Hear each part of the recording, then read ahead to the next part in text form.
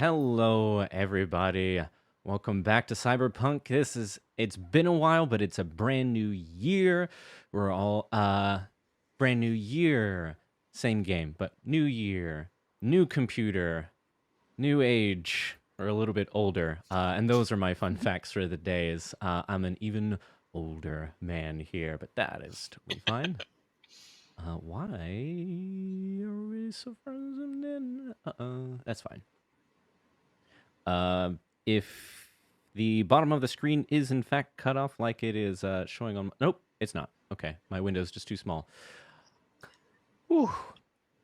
Sorry about that, folks. With new computer also comes, yay, new computer, but also resetting all the settings and options everywhere to make sure that everything runs smoothly.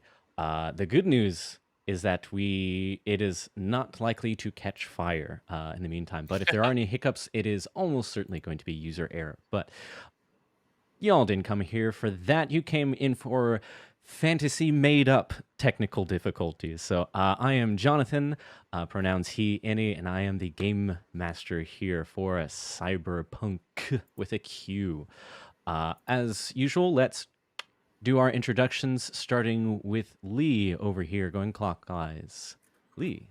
Hi, I am Lee. Pronouns are she, her, and I am playing Beau Delarue, who's we'll get into, I guess, later. Okay. Is that, or do you want me to introduce now, or I can't remember ever. Yeah. So it has been a while for all of us, sure. So yeah, you can talk a little bit briefly, remind folks who your character is, and then briefly, and then after that, if there is anything fun that you would like to share, fun fact, something weird, new, or something you'd even like, we'll save plugs for the end, but anything you'd like to share. Sure. Okay, yeah. So Lee, she, her, playing Beau Delarue, whose pronouns are he and any, or he, him, whichever. And he's kind of a southern boy, except by way of like California vibes. He is the human equivalent, basically, of a golden retriever. He loves everybody and everything, and just wants everyone to feel like they are having a good time. And not always the best in a fight, but he usually talks his way out of it if he can. And a fun fact about me is that small brag, a community theater show that I directed in 2020 just got nominated for like 9 awards at our local community, like DC, Maryland, Virginia community theater version of the Tonys. And a different show I worked on in 2022, I got nominated for set design and painting and stuff like that. So yeah, I am pretty excited about that. Hey, that is That's fantastic amazing. news. Thanks. Speaking of buttons being broken, that's okay. I wish the error had been that your buttons were mixed up, so you had like played the toilet flushing noise instead of the round of applause. Oh, that would be Yes. incredible. What? There we go. That's the applause I'm looking for. Now stop. There we go. Now that's fantastic to hear. Yeah, still looking to crack my way back into the theater scene post plague. But next up is Matthew. Hello, I am Matthew, pronouns he, him. I am playing Opera, who is the technohemian, rather aloof and somewhat awkward, but very stylish tech now / net hacker or net runner. So excited to have Ooh. to learn all of those incredibly complicated rules. However, I don't have to worry about that for some time because it is going to require a lot of modifications and, very importantly, a lot of therapy before my tenuous grasp on sanity and my humanity can tolerate the number of implants I will need to be able to jack into the Matrix. The last time we saw Opera, he had gleefully returned from our last salvage mission with a bygone super weapon from a past age of resplendent technological excess, namely the fully automated extermination machine, or the fax machine. So he is very excited to modify himself to be able to inhabit that weapon of mass destruction. My fun fact, Jonathan got to celebrate getting a year older since last time. And this time, Jonathan reminded me in his introduction that I am of the exact age cohort where I cannot hear "It's Been a While" without thinking of that one Stained song. So I am It's been a while. exactly dating myself with that reference. You same boat. I think I made that exact joke yesterday in a game. If I like out less than 24 hours ago. Excellent. Next up, we've got Angela. Hey, I'm Angela. Oh no, She, it's her. sorry to interrupt. I think it's doing the thing again. If you will do a quick refresh on Ninja. Oh no. Okay. Video is frozen. All right. I'm telling you, it wouldn't be a Cyberpunk game without technical difficulties. There's always got to be something. That's it wouldn't be Cyberpunk if everything ran flawlessly. There you are. Okay. Okay. I am Angela, she, her, playing Patch, also she, her. She is the med tech of the group. Kind of the exact opposite of Opera in many ways. I won't say she outright eschews technology, but not always the best fan of it. And she's probably going to be the one that provides the therapy for him in the future. So that's going to be interesting. There you go. Fun fact about me, nothing I can think of except I have totally forgotten how to play this game. So it's going to be fun to watch. Me too. No. But yes, it is true as a medtech that you.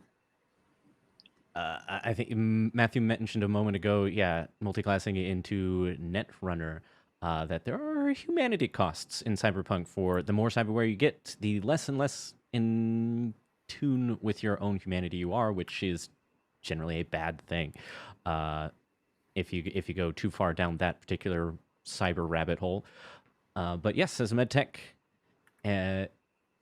Patch is able to offer some therapy, so not that I'm going to force that scene, but if we get there, that would be very, very interesting. Then looping around to Ashley. Hey, I'm Ashley.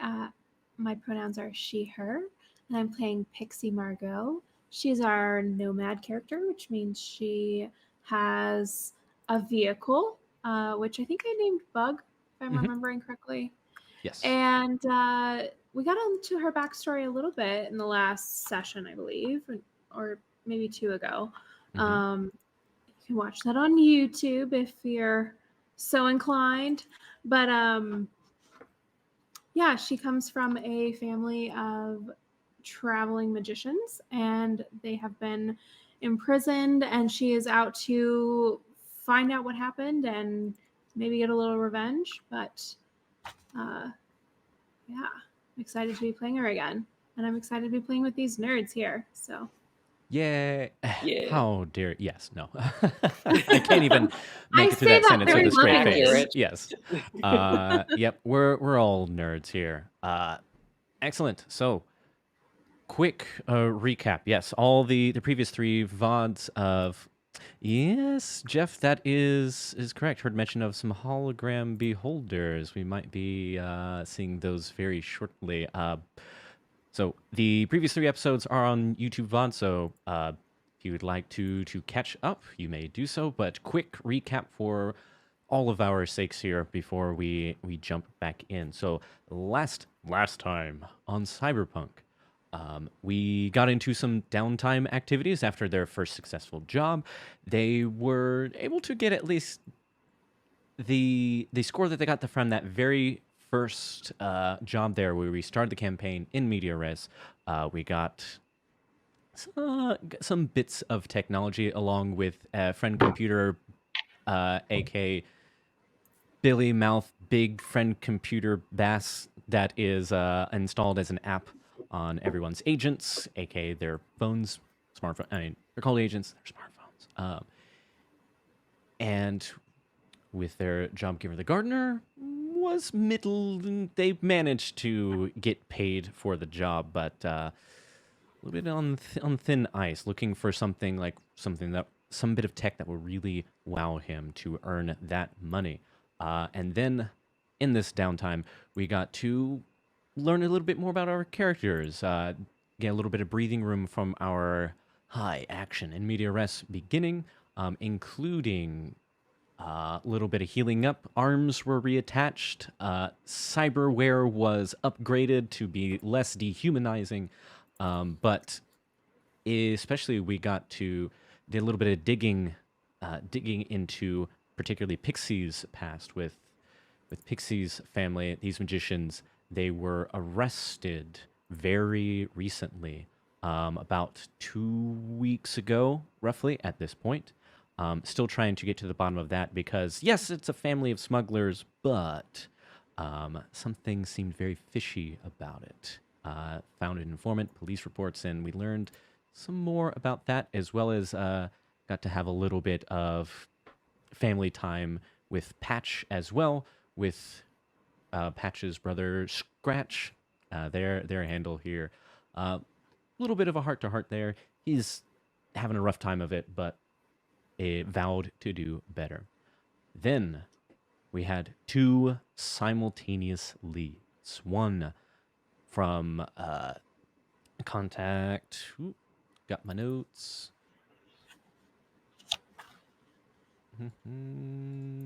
To scroll up my notes here. Maverick Pixie was contacted by Maverick, a fellow nomad who runs the garage in Echo Center, saying that they found a lead to a camp of the Gainsaid, which are extremists, eco-terrorists, may have something to do with what happened to Pixie's family.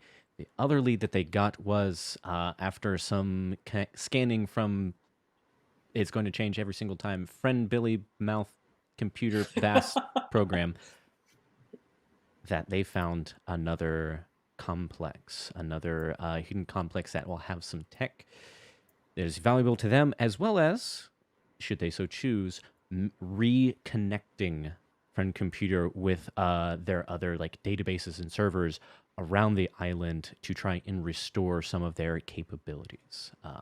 Again, should they so choose. And there are upsides in it for them. With these two, at the same time, they were relatively close to each other. They chose to pursue going to the other complex first. While after getting in, they found some experimental laboratory equipment, as well as some notes, some research. They were studying the fog that is ever present on this island, that they seem to figure out that it came from a different point in time. Not exactly sure how far away, in which direction, but some very curious things going on. Finally, they take the elevator down at the end of the hallway. Doors open, kick on the computer, and, well, the security measures kicked in, not having the proper clearance, it would seem, as a hologram was deployed, and it looks an awful lot like a beholder. And that is where we are now, where we're going to kick off. Let's change pages. Boop.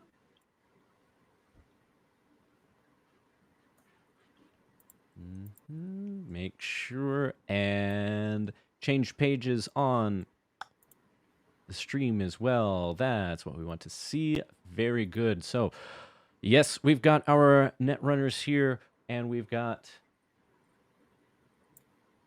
the cyber hologram beholder, aka Cybeholder. Now, if everyone will please let us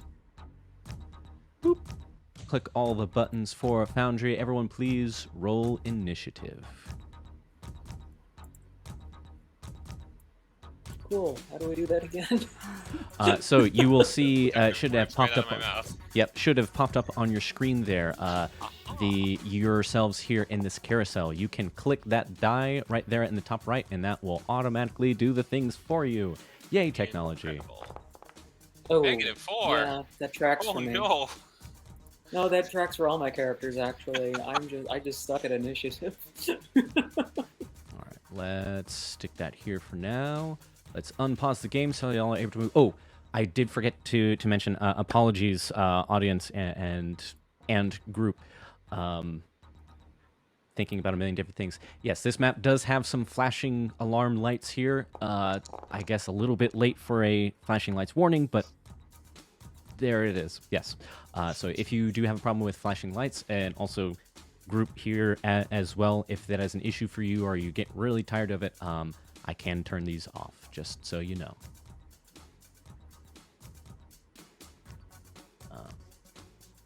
Yeah. Okay. Roll C. So then let's also roll. Ooh, that is about as rough as it can possibly get for initiative for patch, unfortunately. Oh, That no. is, we got a critical failure on initiative, a 1 into a 10. That is a -4 for initiative. That Yowza. tracks. And then let's roll for our Cyberholder. That is an 11. Rolled a 2. Oh no, it's more dexterous than I am. So there we have it, folks. Pixie, you are up first. What do you do? Oh god. Oh no.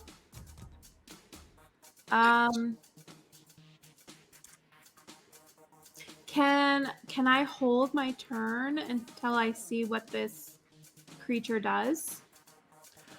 Yes. I will say. Just as a reminder, all of us, because it's been about a month at this point since last we played. I don't remember word for what it exactly said, but it said security measures engaged, and it is moving right for you. I will say you see that it does look like a hologram, but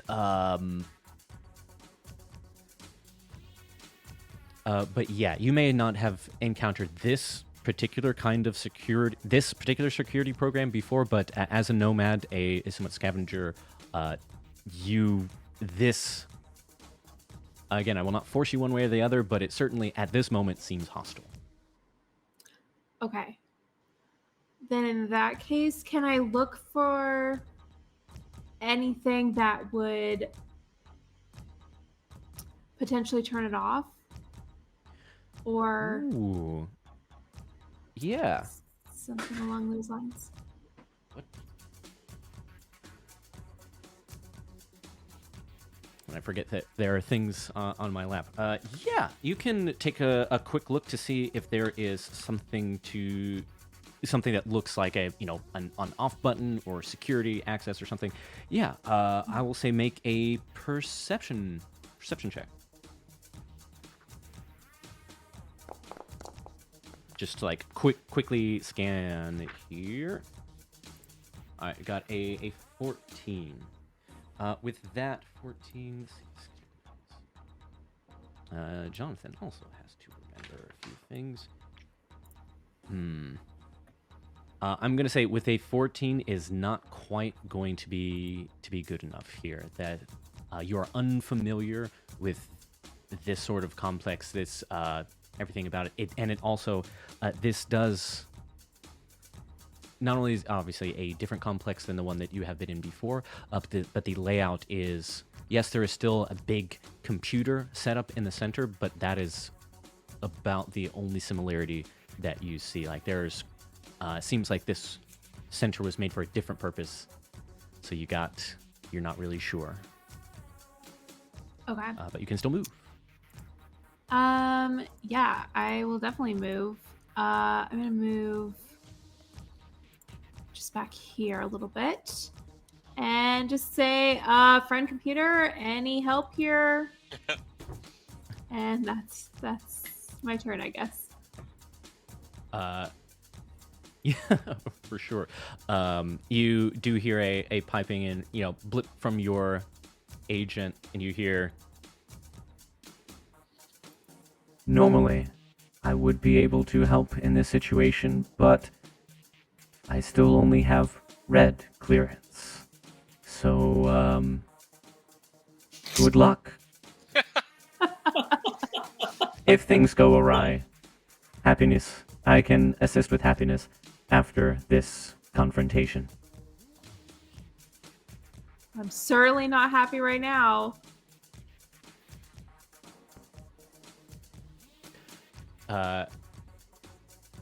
Yep. Okay. Yeah. Friend computer at this moment does not know how to respond to that. Actually, I do.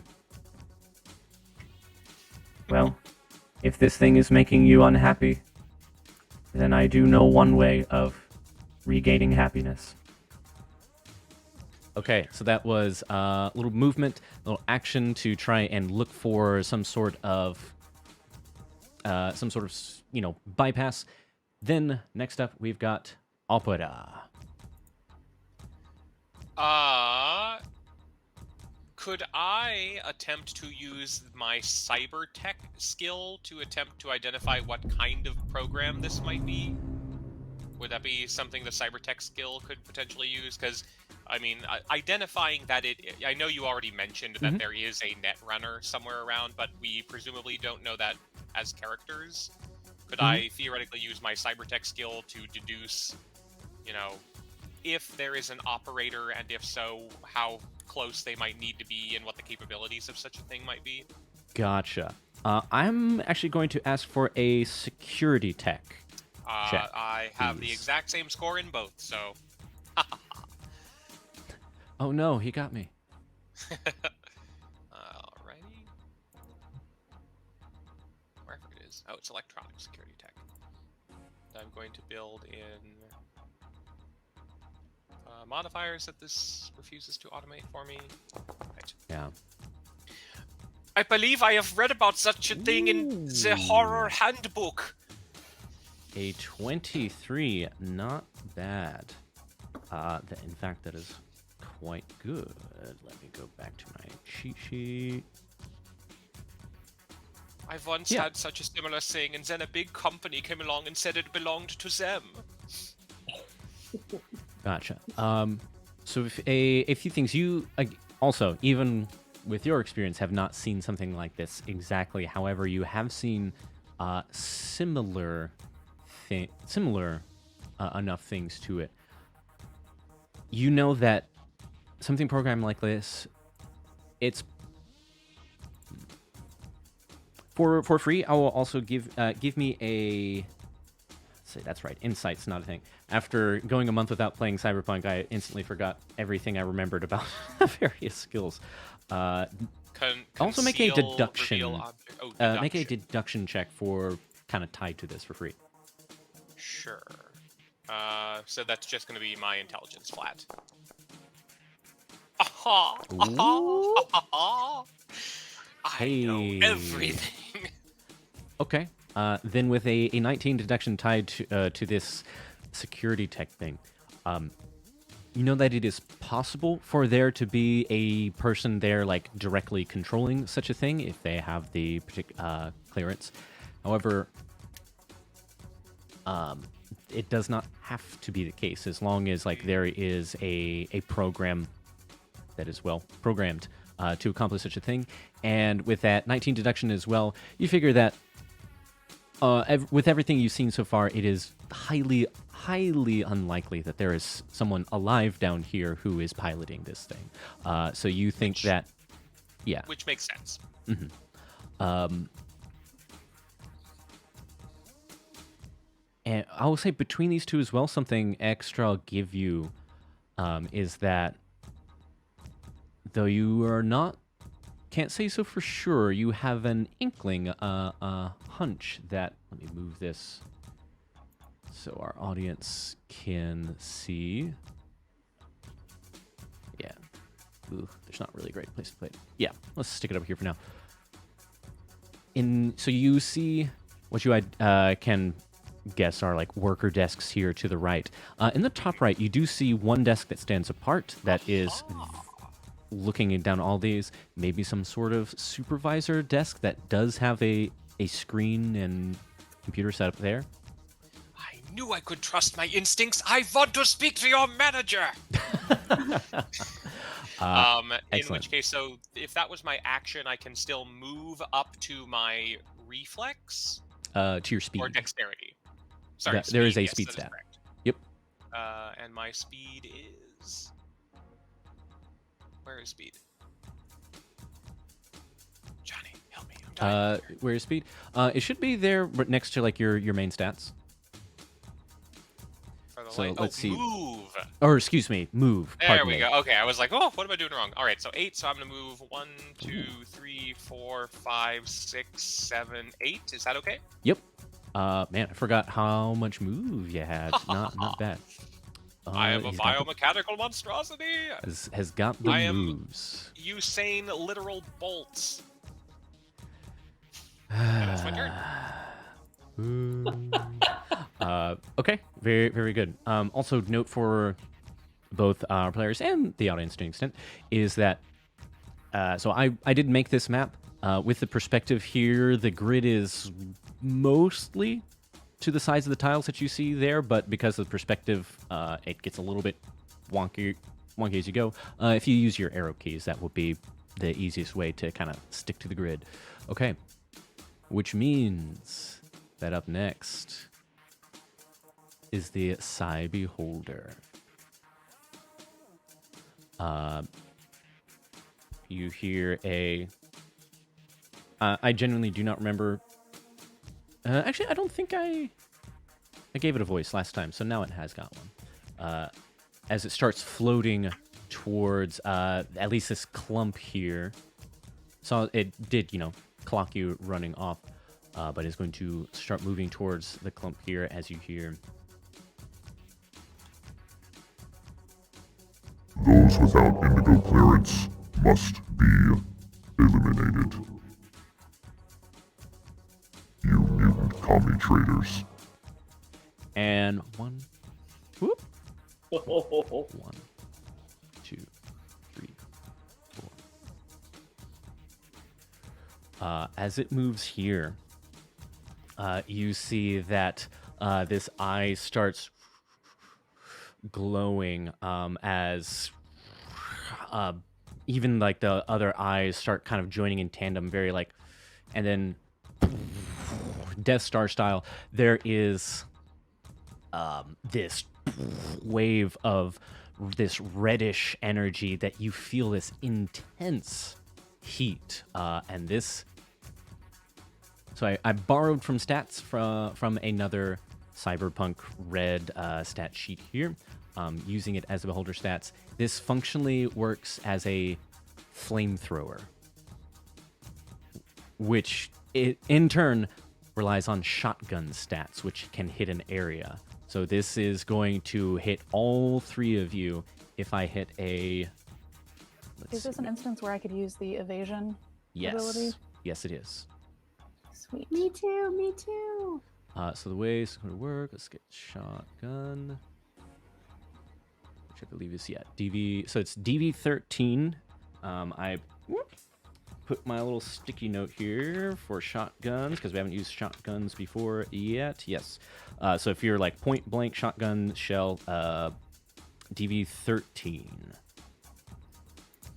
So mine just adds 13 to the roll, so I assume that's just an auto pass.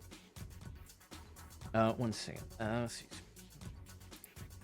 So the DV13 is for the beholder to hit you, and Oh, then right. you will oppose their check with your reflex. If your reflex is 8.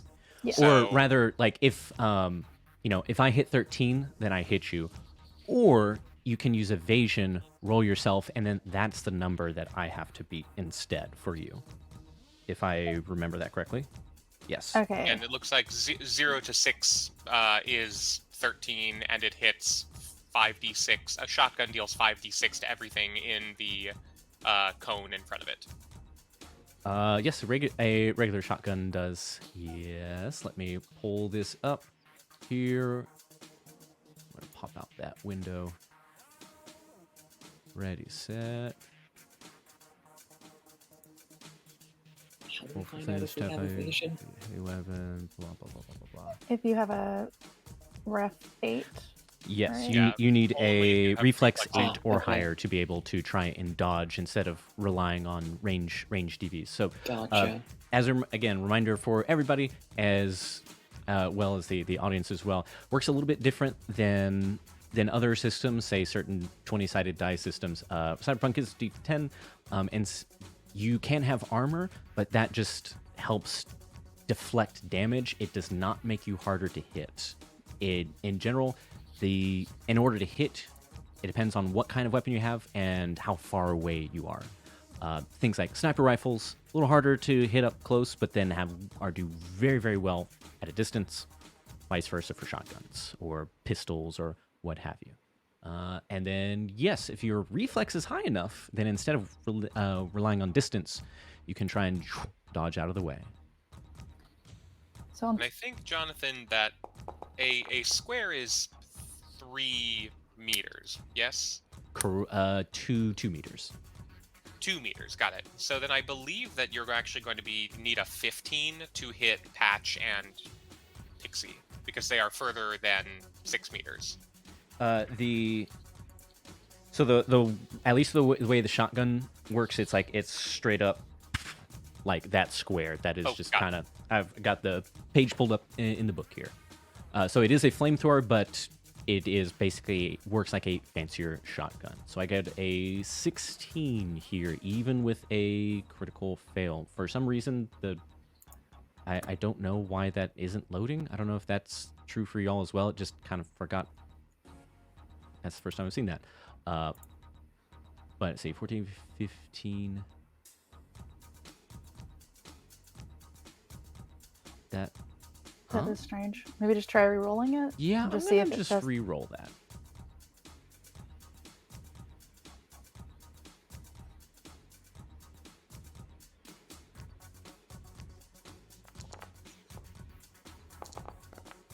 Well, that is fortunate, because I happen to roll a 1 again, so that makes things nice and easy. So that is a 12. Go ahead, and if you haven't already, roll your reflex there.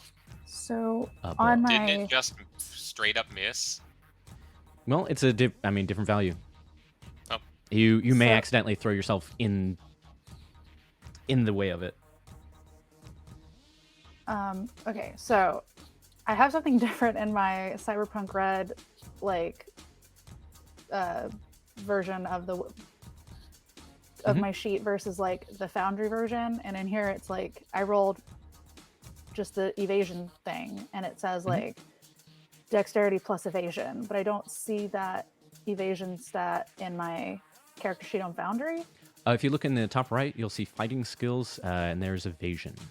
Fighting skills. I just completely missed it. It is right there. It's in bold. My brain glossed over it. No worries. Cool. All right. So I just need to hit that. Yes. Okay. Hopefully that worked. So you could crit fail. Like, it is very likely that you will succeed, but there could be a nasty crit fail here. There is not. So everyone can do this right now? No, just if you have reflex 8 you have or evasion. higher, you may roll evasion instead.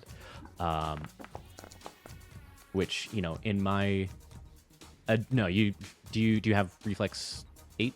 I do. Oh. Yep. Yeah, everybody's got 8 reflex. Okay. I just remember making my character sheet and Not being me. like, I am scrawny. Like I'm buff, but it's more of like cosmetically buff versus like practically buff. So You're like Brad Pitt in Fight Club. You have muscles because you haven't eaten in a week. basically, yeah. Okay. I mostly supplement I mostly eat a lot of actually I probably don't eat that much. I mostly just drink. But You live on vodka and do 9 crunches a day. it's because somebody keeps ruining my food processor. I believe I am this. making it a better record player. I can't make any food back here, man. The stuff keeps disappearing. Okay, so I love that we're getting shot at with a flamethrower, and you guys are talking about food processors. So yes, there is. As this thing floats forward, you see all the eyes glow, and then poof, there's this intense heat. But in this case, for Bo, you just flatten yourself. But even for all and Pixie, you as well. But everyone just there is this sort of glitch as it just and just goes well over your heads, and everybody is fine. And that was its move, its action, and that is going to bring us over to Bo. Cool. And I have another question I'm going to throw at you. Mhm. So I have the face down thing. I don't know if that's something I needed to do before it started, or if I had the opportunity to do that or not, or if that's something I can still do in combat. Since we're already fighting, I feel like it probably wouldn't make sense.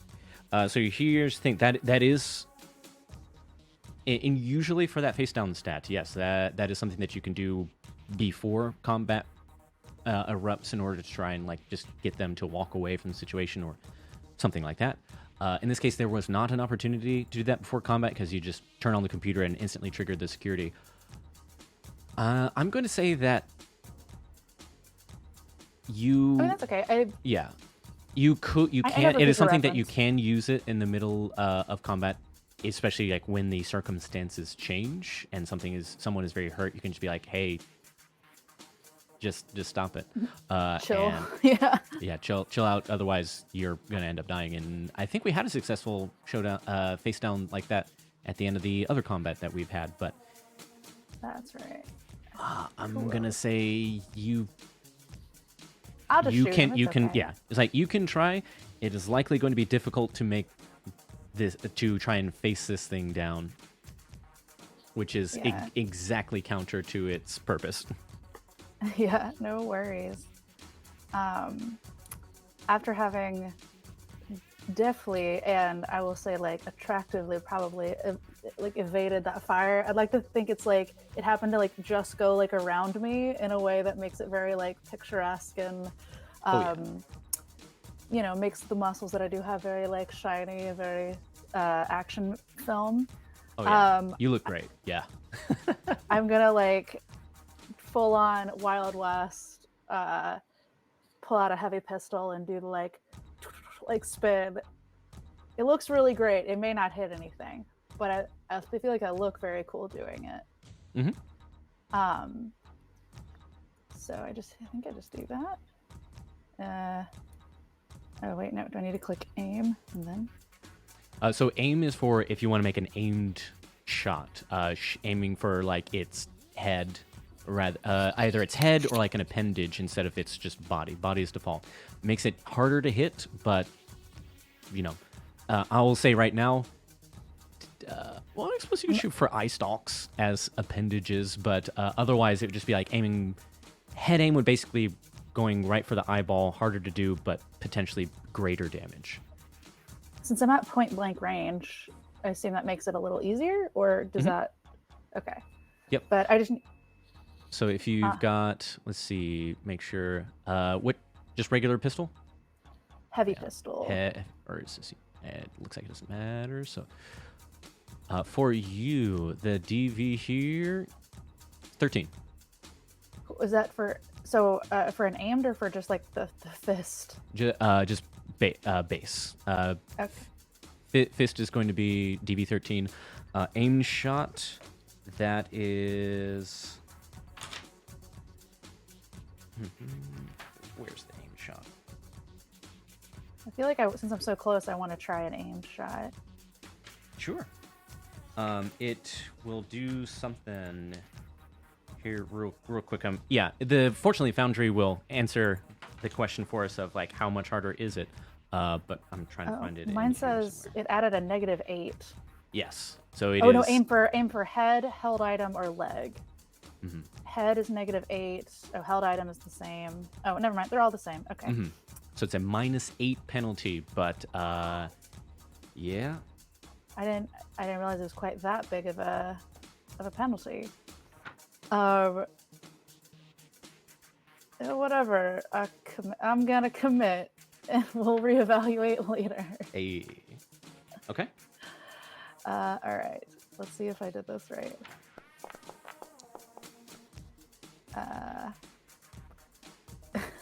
A 7.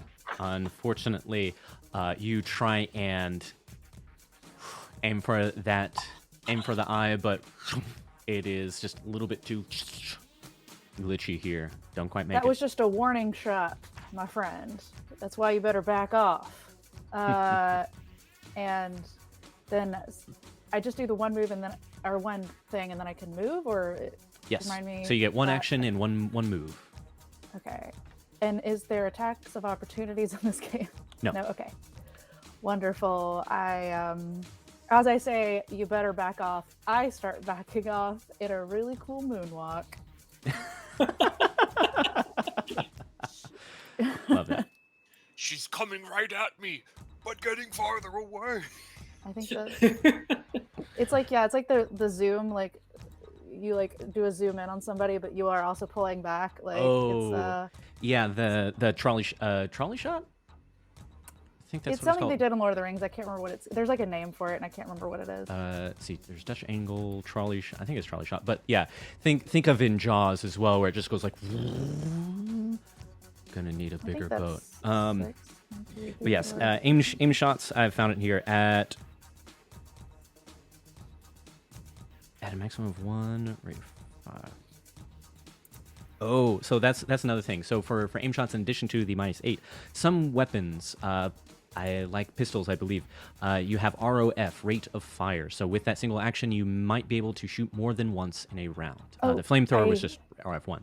When you do an aimed shot, though, at a maximum of 1 rate of fire, so you can, if you do aim shot, you just get the 1, because it takes that extra time to like steady aim. I think we also learned that the heavy pistol rate of fire of 1. Heavy pistol is 2. mine says Very 2. heavy is 1. Oh, That was the that was the mistake that I made before. okay. That's what it was. And honestly, that's okay, because I don't think Bo knows how to use his pistol very well.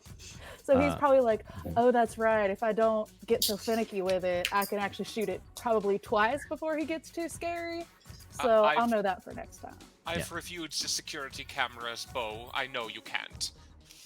Ouch. Look, you ain't gotta be rude about it. Jeez. Ouch. Ouch. See, I'm hiding all of my kitchen equipment from you in the future. So yes, finally thing. So the aim shot's -8, and depending on where you're aiming, you can aim for head, held item, or the leg. Leg, you can give them a broken leg critical injury if they have any legs left that aren't broken. Held item, they drop that item there, which it lands on the ground in front of them. It does, if I remember correctly, takes an action to pick it back up, so that can really slow them down. It's not just like D&D where if you disarm someone, they can just pick it right back up and it does, it's fine, mostly. But the head, if you successfully land a headshot, multiply the damage that gets through your target's head armor by 2. So, yeah. And if you get a critical so if you get 2, all damages via d6s. If you get 2 6s on the dice, it is a critical injury. Body, pretty rough stuff. We saw someone lose an arm before, but for head injuries, the head critical injuries tend to be worse than the body ones. So that is, again, pros and cons. Okay, then with that, you've moved away, and that will bring us... That'll bring us to Patch. Okay. And we already tried to figure out where this thing was coming from, correct? Yeah, more or less. Like it is a freestanding hard light hologram that has been deployed by this system here. You don't see like a projector at this moment, but Opera, on the other hand, like there is what seems to be kind of like a supervisor's desk in the corner. There might be something there. Okay. So we'll try to keep it busy. Yeah, seeing everything that's going on, just gonna kind of shrug, say, okay. I guess this is what we're doing. And we'll...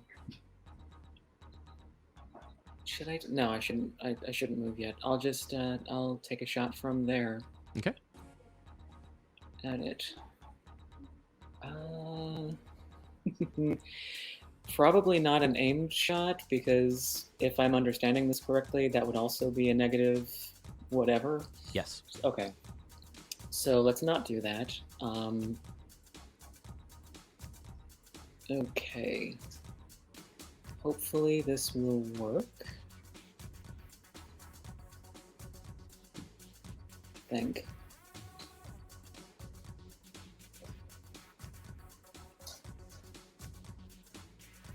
All right, and see, you are using a.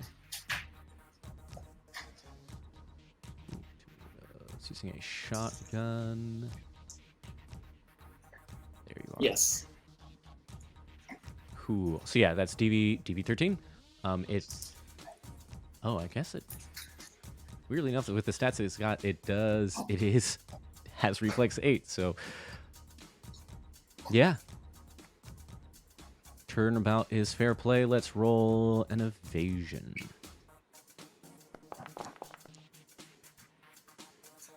Ties, unfortunately, go to the defender in Cyberpunk RED. So that is... That just barely managed to miss the Cyberholder. I took Okay, 4 years okay. of ballet and 2 of jazz tap. So she's gonna take the shot, see everything go down, and just go, well, shit. And she's gonna try and move back a little bit.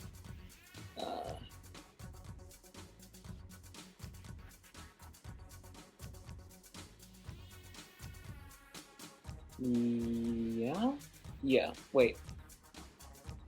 I have 5 moves, so I will move there. Alright. And that'll be my turn. Okay. And that brings us back around to Pixie. First, what is this little guy in the lower left? Oh, that's just my that's my camera, basically. It's just a little dummy character so that we can see it from a player view, see the Foundry stream instead of... Gotcha. Pay no So it attention to the doesn't character matter. behind the curtain. Yes. Perfect. Okay. I'm gonna shoot this scary thing. I'm using a medium pistol. Mm-hmm. See, so you're going medium pistol. Let's do evasion. This will actually also make things a lot easier than calculating all the DVs for distance, is because it'll just be this instead. 19 is pretty good. All right, that is a hit. Go ahead and roll damage. As the Lakitu in the little corner blood drop? catches... Yes. As the Lakitu in the corner with the camera catches this right for the stream.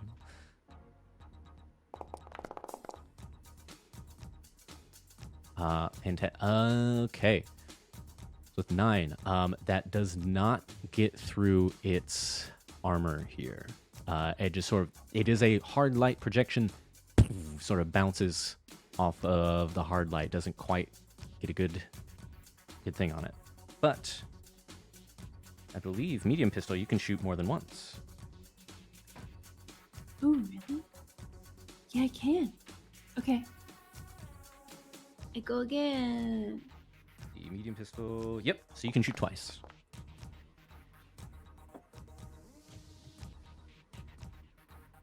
All right, that is, 22. All right. Do I roll? I presume that I will roll again rather than using the same one. I don't know if that makes sense to me. Uh-oh. Oh, wait, no, that's good. That is, yeah, that is very much a hit.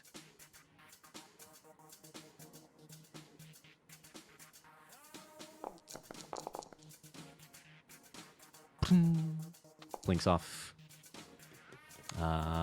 No damage, unfortunately. Okay. Well, okay. Yeah. I can move. Well, it may not always be the case. The way armor works here, once you get past the armor, it starts to ablate. It gets worse and worse, and so it'll be easier to damage things as we go along. Any movement? So is it damaging the armor then? No. It has to It's overcome the armor value. Anything above that armor value takes as damage, and the armor gets reduced by 1. Gotcha. Okay. I'm gonna move. Let's see. I'm gonna move right there. Okay. Very good. Works for me. Yeah, like if you look on, I peeked on your sheet for a moment. You've got light armor jack. Looks like it's been ablated slightly. So someone would need to do more than 10 damage to you to do anything. Gotcha. All right.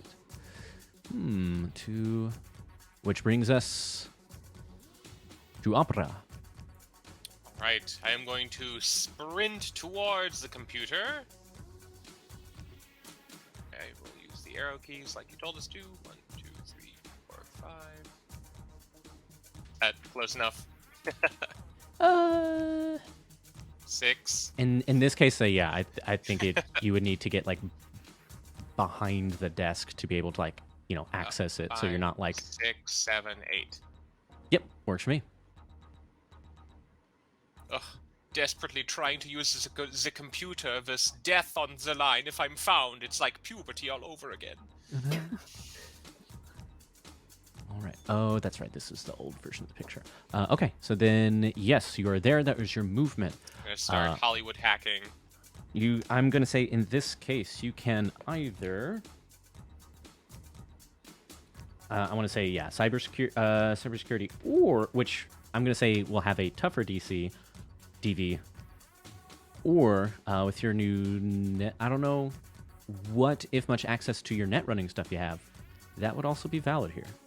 I have none, so I'm gonna do cybersecurity. Okay. I literally don't even have like the head implants yet because it would make me cyber psycho to put them all in at once. Oops. Okay, so yeah, roll cyber security, or excuse me, security tech. It's going to be a little bit. It's going to be a pretty tough DC. That's okay. I'm going to put some luck behind it. Okay. Yep. Pump those luck points in. Let's try and do this well. No 1. Ooh, that is definitely not a 1. Jesus. I am inside your head. That's your second one of the night. So with I am the real netrunner. I've hacked Boundary. Yeah, who needs to multi-class here? Okay, with a 34. I had in my head what this is going to do. I found some obvious back doors and loopholes, so I closed them up so it would have more of a fighting chance, and then I defeated that too. Okay, so we've got 1, 2. I'm going to say roll with this result that high. Roll. I'm going to say, stick with D10 system. A D10 for a luck check. I'm going to say roll twice and take the higher. You get an advantaged luck check here. Okay. Definitely glad I got the advantage. With a 6. All that 1.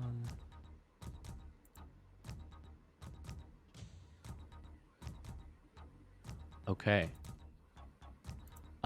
You see that you managed to get into the system, start to interrupt the deployment of the security here. You see that there's some static as it sort of glitches out a little bit. Some of the glowing from the eyes diminishes. So you... Oh, that's even better. Okay, so it did have, with these stats here, a +1 attack... Okay. With a roll like that, I'm going to say the attack bonus is negated. And it looks like it will not have access to something that it otherwise could do this next turn. Yes. Shoot it in the head. That's my I'm turn. trying. We've all been trying. Okay, and that is going to bring us... Yeah, bring us over to the Cybeholder. With that, some of these eye stalks turn towards your direction, Opera. Intrusion detected. And it is going to... 1, 2, 3, 4, 4. I'm also going to... I'm going to move the Meeple camera so the stream can see a little bit better. Shoop. There we go. Gott in Himmel. And it looks at you with... Yeah, that's as far as it can move at this point. So you see some beams shooting out from some of the smaller ice stalks. This is equivalent to a heavy pistol. My old nemesis. And I got the right one, so it is a heavy pistol, not a very heavy pistol. So I will get that. And yes, if you would like to do your evasion thing, you may. I will. Evade. Luck me, lady. Ooh, pretty good. Okay, first shot. First beam misses. It is going to take a second shot since this is a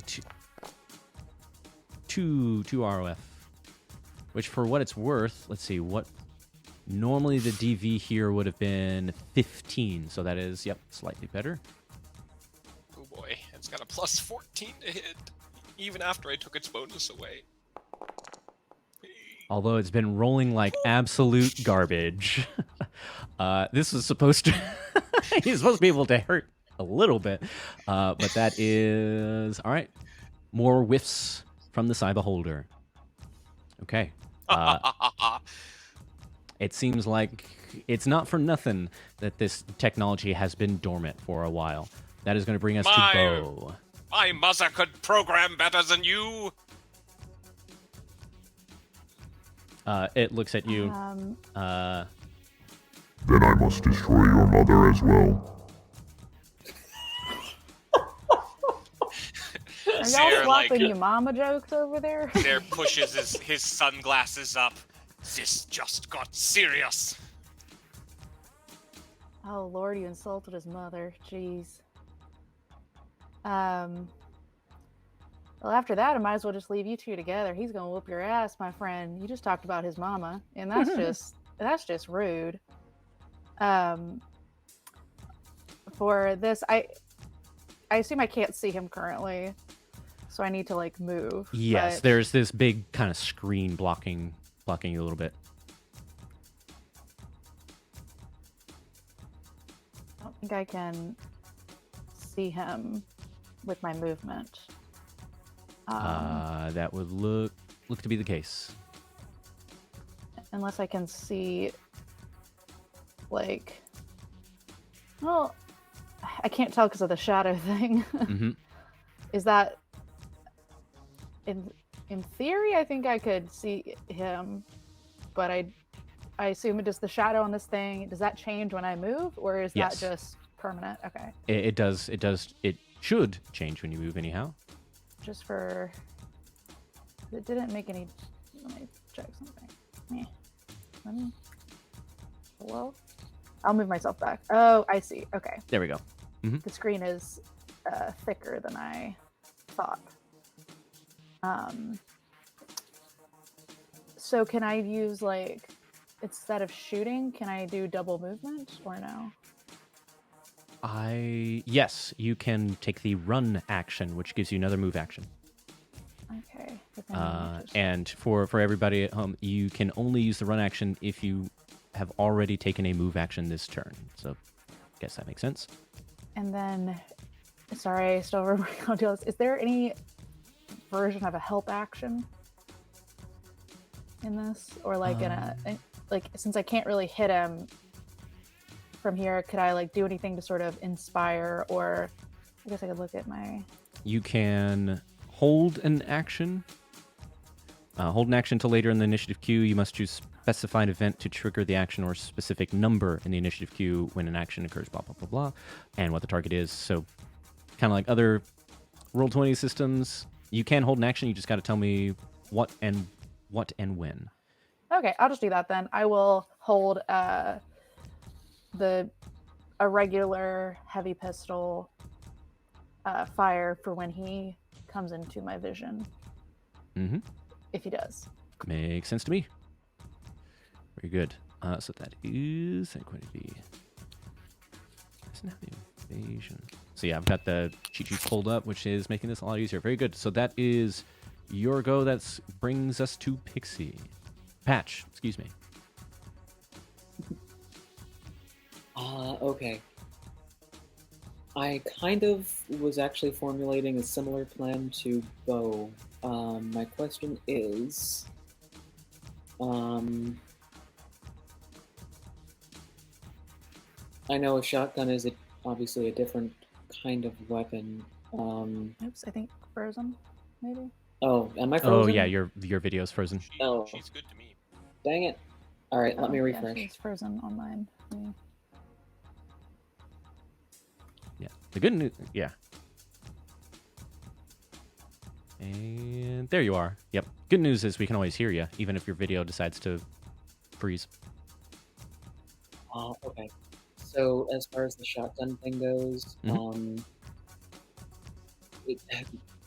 distance still affects that, so I would still have to get closer, correct? Yes. Also, let me double check whether you've got... Okay, page chat. So that's the... I know, it's a little funky, but shotgun shells, they necessarily are like just in a 3x3 square adjacent to you. If you have slugs rather than shells, then you got a little bit of range to them.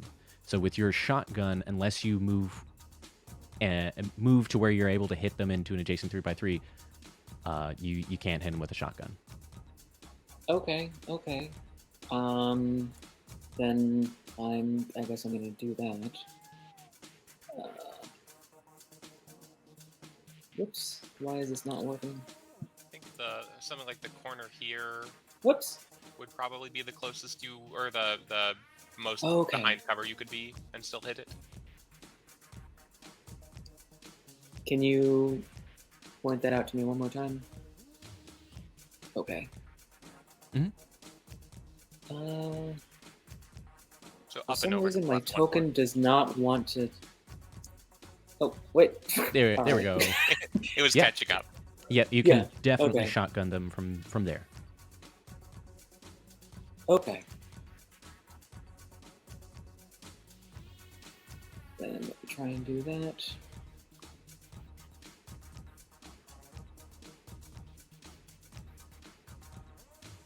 And yeah, might as well spend a couple of luck points here.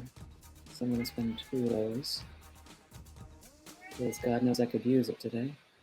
Okay. Yes. Let's...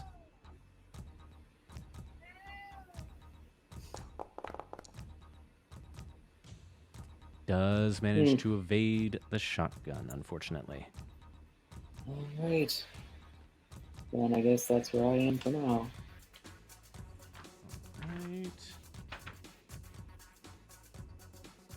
And still choose to attempt to dodge or try and Okay. Then we are back around Pixie.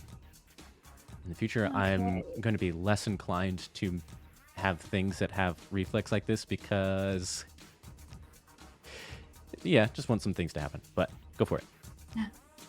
So if I move here, am I able to shoot it? Yeah, if you can see it with your pistol, yeah, you can do so. Awesome. I'm going to shoot it. Pew-pew.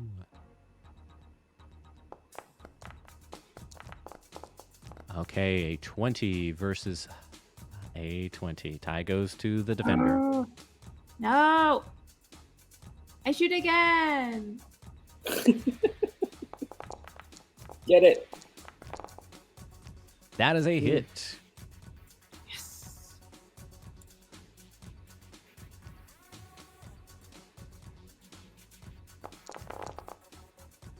Ooh, Crit! baby, that is a Yes! crit. Nice. Well done. So, after having done a little bit more reading since the first combat one, you do damage to it. Regardless, you do get past its armor threshold, which will ablate it. But also, it needs to roll on the critical injury table, which comes with a 5 damage on top. So I won't tell you how much damage past the armor it is, but it is something more than 5. Let's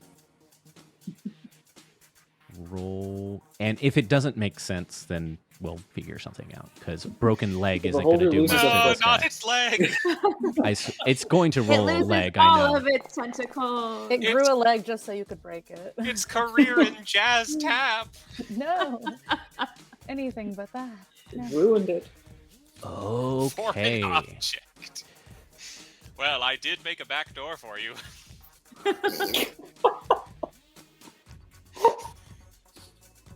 No comment.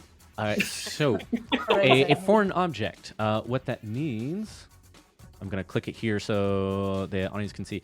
It suffers crit damage at the end of turn if it moves more than 4 meters per yards on foot. Basically, if it moves more than 2 squares with a move action at the end of the turn, it will take an extra 5 points of damage. Sweet. Brutal. Rough business. So let's give it that condition, which is foreign object. God, I can't see. Gotta have to zoom way in here. So many conditions. Can I? No, I guess it doesn't have that in this one. Yeah. Perfect. All right, I will keep that in mind. I think in my head, at least, the headcanon is that this pistol manages to, it's a solid object, hologram or not. It hits something critical in there, and you just see this sort of more glitching there. It's just having a tougher time holding itself together. Very good. And that is it for you? Yes. Got it. Opera. Teach you to threaten my mother, and I'm going to throw my machine gun back around the strap shoulder so it swings back behind me as I vault up over the table, and I'm going to run right at it and try and punch it. Okay. Absolutely. That is 4 squares. Oh, wait, I forget. Can I do evasion for melee? I think so. I would assume so. Yes. All right, let's see if it does this right. If it'll...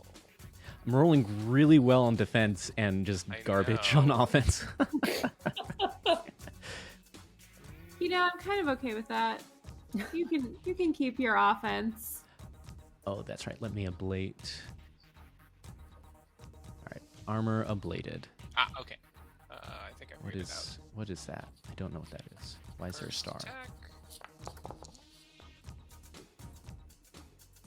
So it's out of the way of the first one, but martial arts have a rate of fire of 2, so I'm going to hit it again. Very good.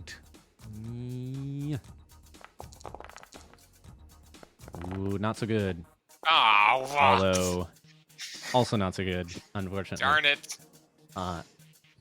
So it is surprisingly nimble, but also there is just something strange about the tangibility of this projection, this hard light projection. So it's kind of there. It's a little bit like a non-Newtonian fluid of just like it's there sometimes, but okay. So that is a negative there, Ghost Rider. All right, so that's movement, action, over to... Oh, Bo... Oh, he still can't see it. Okay, so that is going to bring us to back to the Beholder. The good news is that it also cannot see Bo there.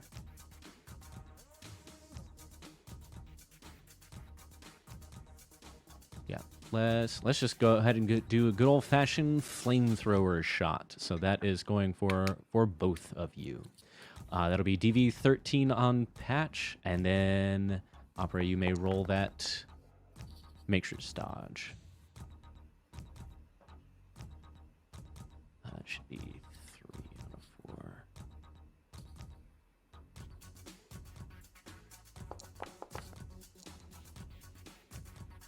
4. Okay, so the good news is that another very intense heat energy comes out, and Opera, you manage to duck out of the way. Patch, unfortunately, you are not so lucky.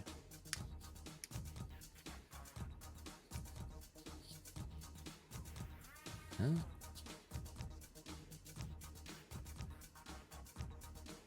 I look at her and say, well, at this rate, they're going to have to change your name to Graft. Oh,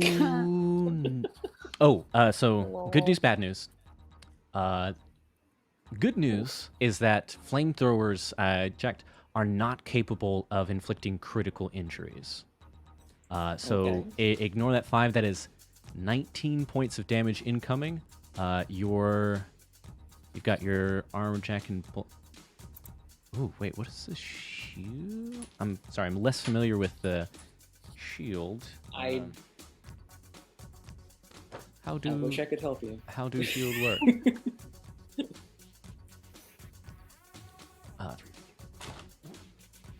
I am very glad that here in Foundry, thanks folks who programmed this in Foundry, because it's got page numbers for the handbook for all of the items, which helps immensely.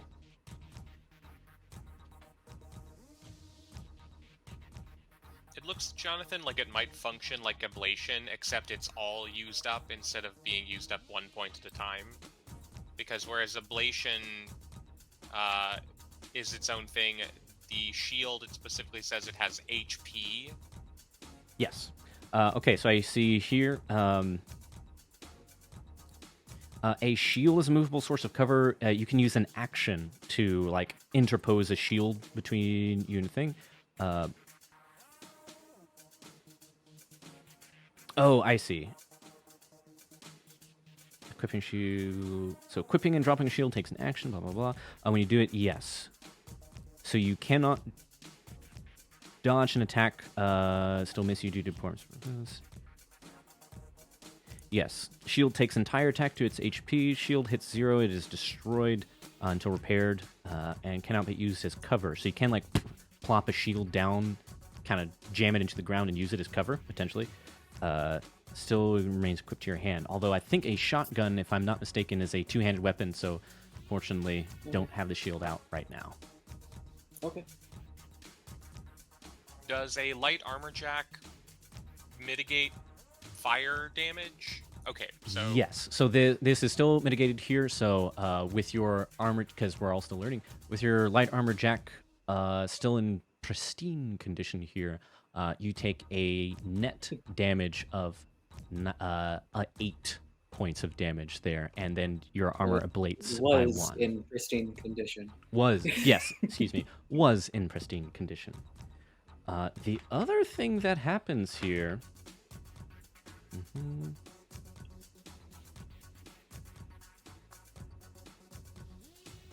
Yep. The other thing that happens here is you are lit on fire. So, great. You are on fire, and with faith, yeah. Not quite the way I wanted to be on fire, but until I'll take what I can you, get. yes. So until you or someone else takes an action to put you out, you're going to take 4 points of damage at the end of your turn. Okay. And I'm sorry, how many points did I take now? You take 8. 8. Okay. Yep, 8, and then hit the little down arrow next to your light armor jack body. Got it. Alrighty. Okay. And there we have it. That is the Cyberholder's turn. Bo, you're back up. Wonderful. I would like to move.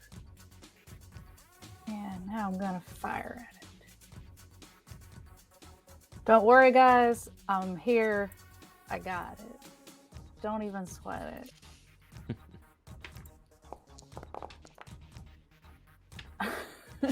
For the first one, does a 15. 15. Let's see what we got. Yep, that is a miss.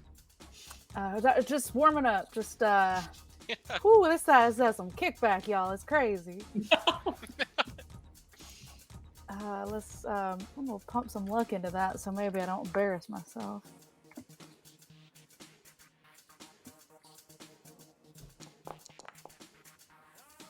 Not A bad. 20.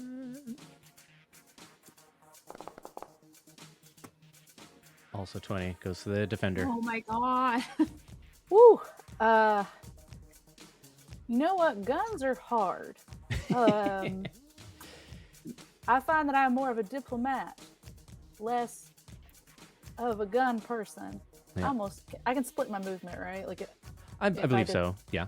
okay. Even So if it's then- not, or I'm pretty sure it's allowed as written, but if not, then I'm going to. It's Cool. it's allowed as written, and it gives birth to the fabled and very annoying gun jousting tactic of running up to someone, shooting them in the face, and then running away. Sounds about right. Okay. Great, 'cause that's what I'm gonna do. Bye. I think that was All what I right. did. Yeah, wait, 1, 2, yeah. And then I went, okay, and then back 3. Very yeah. good. All right. We go over to Patch. We are back to you. Why? And you are on fire, but you will not take any damage until the end of your turn unless you take your action to put it out. Yeah. After getting blasted in the face with fire, she's gonna be like, "Oh well, that wasn't so. Oh my god!" She's just gonna kind of tactfully retreat a bit. Let me see here if I can. Oh, if I can get back here. Oh, why is this not working? Okay. Yeah, so I'm gonna get back there a little bit, and yes, I would definitely like to put myself out, as it were. Stop, Okay. drop, and roll. You take your action to stop, drop, and roll. Put yourself out. Very good. So no fire damage here. Bummer to burn that action, but better than burning. Pixie. And she's just gonna remove the singed hair. Oh no. Yeah. Which, if memory serves, you'll have to grow that back the old-fashioned way instead of just replacing it. Okay, Pixie. I gotta shoot it again.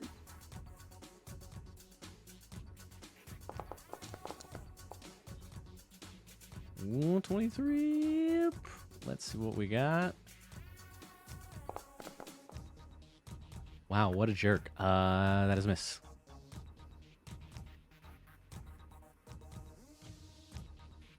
Oh, never mind. Maybe I misunderstood. What's up? Sorry, I thought you said she missed. Oh, wait, no, Gear. Sorry, I was looking at Okay, there we go. Bo's shot. Pardon me. Wait a No, second. Pixie is good at killing things. Apparently. 15, 19, 20, 23, 21. Okay. Yep, I was just scrolled to the wrong part in the chat. Yes, that absolutely hits, and that will do some damage. Yes. And a second not a shot. lot, but it is some. Hey, every point of ablation. Oh no! Ooh, that is going to fail, but it is possible. Unless it evades badly. Yep. Nope. I was about to say yes, unless also rolls very poorly, but not poorly enough. Okay. And I think I'm gonna stay where I am, so that's my turn. Got it. Okay. Staying where you are, over to Opera. look at my balled up fists and yell, "I'm going to give you a Bavarian handshake!" And I'm going to try and punch him twice more.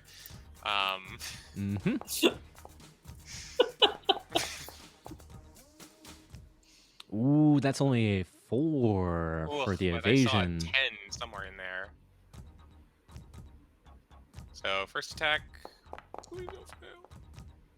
That's a hit. Right. It might matter, I think, if I theoretically crit it, right? So I do the damage now. Right. I have very strong hands. We know. Stop telling us. That is. The temptation for Bo is to go, I'll say. What do you think that I did with all those blenders? Oh, you did the targeting. Oh, See, I it's did been not so. mean No, to. no, it's good. No, it's good. That Oh, that is yeah. good Oh, because it sorry. actually makes my job, I think, a I little thought bit easier. I intentionally avoided clicking the target checkbox for like a targeted attack, but I've been targeting with the double right click. Yes, Oh. which is good. That makes it, I think, a little bit easier for me to apply. Let's see. I'm gonna test it. How? Cool. She was a no. Yes. Hey, and now we know it's armor left. That is not correct though. Okay.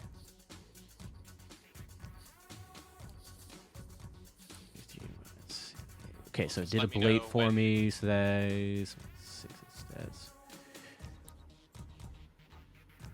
Okay, it is looking. It's starting to show some damage here. Okay. Ausgezeichnet second attack. 21, pretty good. As another 1 to the evasion. That is a hit.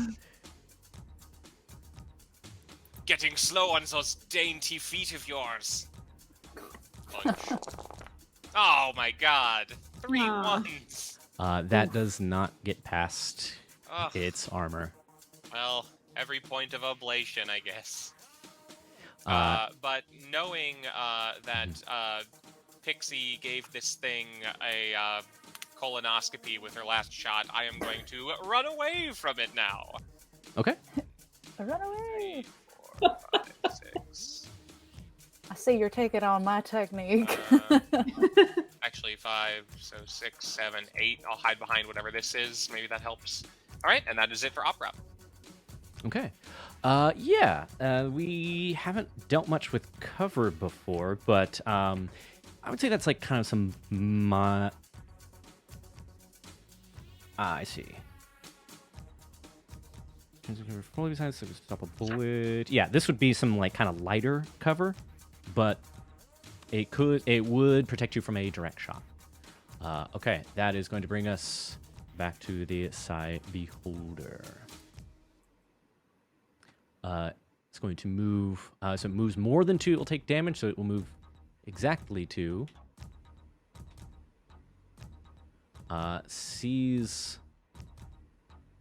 How in the world can I not see it in that position? Yeah, it's. Can you not? That's weird because I can see It's you. in- Why can't? Yeah, I can see it even where I am. It's in shadow for me still. Let Okay. me see if I can- Tell you Let me what. Let me refresh. just. And let me also just fix. I can see it. You let me know if a refresh fixes that for you there, Bo. Otherwise, I might just tweak the wall here because it was Okay. intended to be like a little bit tactical, but that seems not correct. No, yeah. I mean, like, I can see it. It's not like under complete black, but it is under shadow. Okay. I'm So maybe just that's going a thing? to. Because there was a while there where it was in complete black, and I couldn't even see where it was on the table. Yeah. I'm just going to redo this real quick. That should make things a little bit better. Cool. Yeah. There we go. That's a little bit more accurate, I would say. That makes more sense. Okay. So it moves into position here. You see that its eyes starts to charge up into like a very intense yellow color, but then it sort of fizzles out, unable to accomplish this. It would seem that your hacking managed to delay it in, at least in one respect. So then you hear, Error detected. Deploying alternate countermeasure. and so it's going to use this instead, as it sort of shoots a bit of energy and it explodes. This is functionally a grenade that is going to hit the three of you here. Let me go back to... Oh, great. Look, if I threw a grenade every time I had performance anxiety, like we'd have a real problem. Maybe you should see a therapist. Okay. Choose to alter the intended chart explosives, which is going to be. Let's do a quick check here. Where's explosion? Hold on. Explosion. Grenade, basically grenade launchers. And I realize as soon as I stopped moving, I committed the oldest gaffe in the book by forming a line with Patch. Yeah. Okay, so it Don't looks like worry. DV here is going to be. I know we talked about this last time. I forgot where it where we found it as far as like throwing a explosive.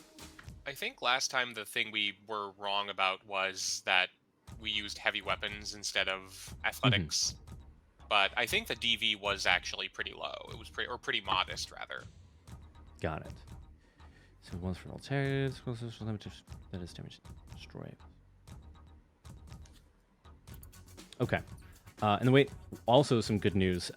If you are behind cover, wait, does it take an action to actually take cover though? No, I don't think so. You just have to place yourself there. Okay.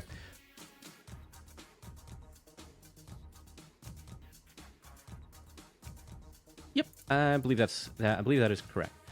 So if there are people in the audience who are very, very good at Cyberpunk, forgive me. We're just having fun here. Okay, so I'm going to roll an explosives check here.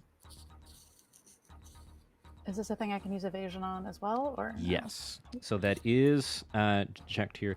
You may choose to dodge. And as far as cover goes, if the damage is enough to overcome the barrier, then you take full damage. But I will tell you right now, that is unlikely to be the case. I'm guessing it's... I thought there was an explosive skill. There's heavy weapons, which I think covers much of it. That's what I'm thinking as well. Okay. Incendiaries. That's the wrong one. Ammo 3. This better not be another gas grenade. Sorry, 1 second.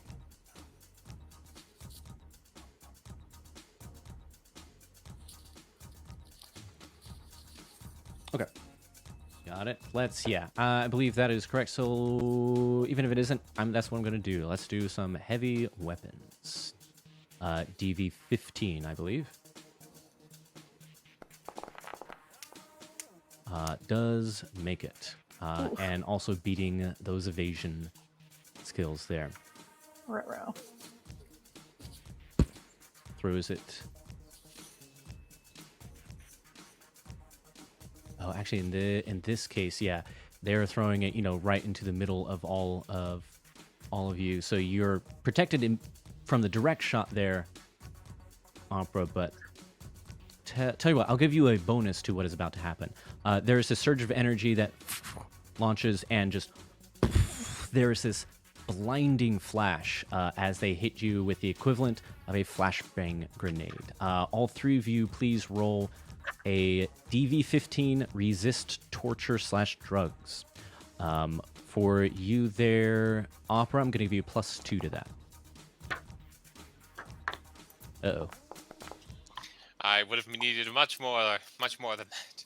Hey, nice bow. All right, that is a success from Bo and not so much for Patch. Rough day for Patch. Right? Bo is like, hanging out with my clientele has taught me how to resist torture. Yeah, this is Patch just is a still a little Tuesday. shaken up from getting set on fire. This is how I clear out the garden at the end of the night. Basically, I mean, look, sometimes a little torture can be fun. I'm not here to yuck anyone's yum. This one just wasn't exactly consensual, and it's from a big, scary Cyberbeholder, so it's a little different, but, Yes. you know, potato, potato. Consent is important. All right, so with this flashbang, you get that ringing in your ears. So Bo, you are okay, but Patch and Opera, you suffer from the damaged eye and damaged ear critical injuries for 1 minute. Which is damaged eye, not lost an ear, damaged ear. There we go. Oh, some flashbang. We'll lose an ear.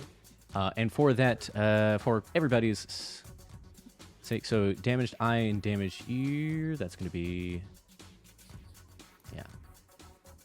Damaged ear, if you move more than 4 meters per yard, so if you move more than 2 squares in a turn, you cannot move next turn. For a damaged ear, your equilibrium is off, and -2 to hearing-based perception. Damaged eye, -2 to ranged attacks and perception. You can still do things, just a little bit harder. And I believe with those effects there, it should, for like ranged attacks and stuff, it should do it automatically. All right, that is it for the Cyberholder bow. All right. I think what I'm gonna do. So, I was looking up the help thing, and if there's like not so much a help, but that thing where you can kind of do an assisted, like a skill check for a thing that would boost or like help somebody else potentially. Is that it's like what do they call it?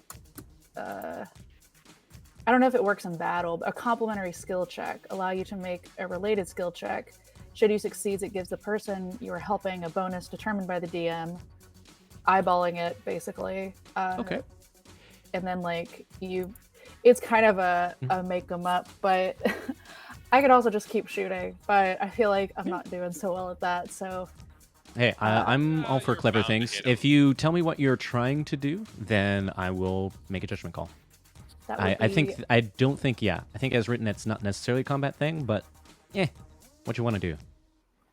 I think what I'm going to do is what I would like to do is probably what Bo does best, which is get attention. And I would like to basically spend my turn weaving in between these little like 4 things, basically doing a little whack-a-mole situation. Okay. And I'll probably go over here and just kind of actually not between the 4, but just between this one and be like, you can't get me, bet you can't get me. And so that hopefully it'll like basically distract him and make him angry, so he's paying attention to me, which will hopefully give them kind of like a flanking bonus style advantage to whoever maybe attacks next. Yeah, I like this quite a bit. I see what you. Oh, okay. I see here the complementary skills. Tell you what, if you will make me a. That's like what I'm trying to think of what skill that would be. Some sort of performance situation, probably, or there's taunting or Something like persuasion. Oh yeah, that could work. Oh, actually, I know it's not necessarily what it's made for, but give me that showdown roll that we were talking about before. I think that feels like a thing. Depending on how you do, you may catch its attention, and if you do very well, then not only will you catch its attention, but it will be distracted enough that it will make it easier for your allies to hit it. So that's the 1d10 plus cool plus reputation, right? I believe. Yes. Believe something else you can do is on your sheet where you see it says fight and it's got a little angry face. I believe that angry face is in fact the showdown. Or face down, excuse me. Oh! Mhm. I would have never guessed that. Cyberholder did about as well as they could, Oh, doo-doo. which isn't great. Hey, okay.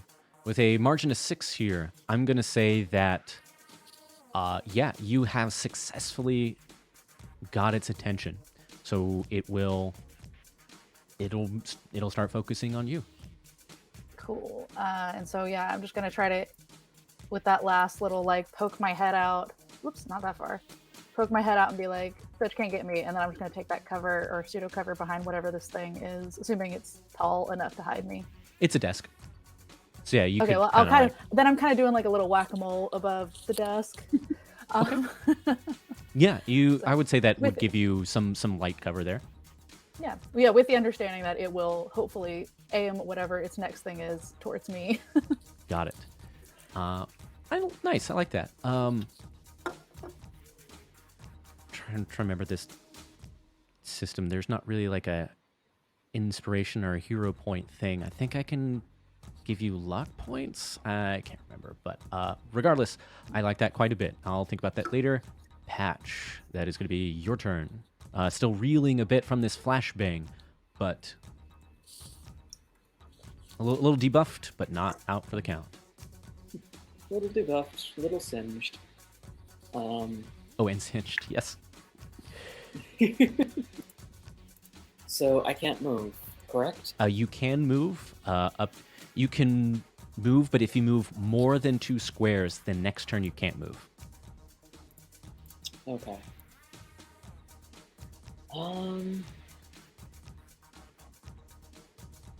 Well, yeah, because then 2 squares isn't really gonna help much in this case, because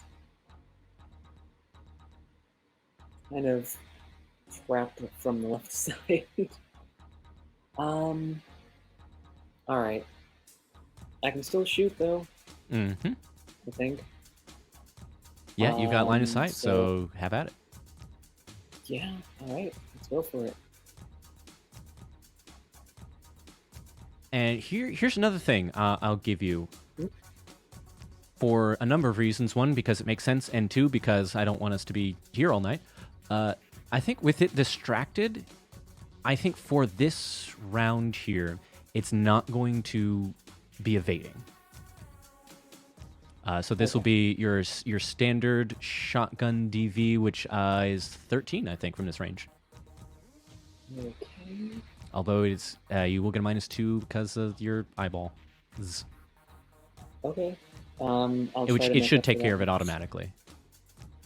Well, but I'm gonna try and make up for that with 2 luck points. Oh, okay. Sick. Yeah, sinking 2 luck points in. Have at it. Yeah. Alright. Blam! Yep, that is a hit. Go ahead and you can either click the blood drop on your sheet or right there in the chat card.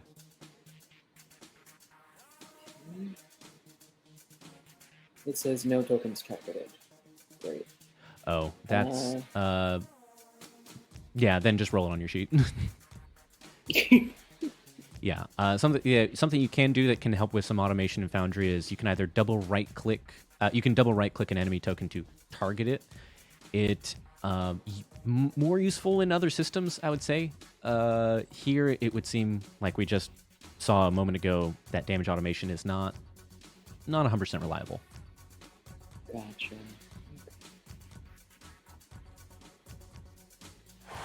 Whoa! Holy crap!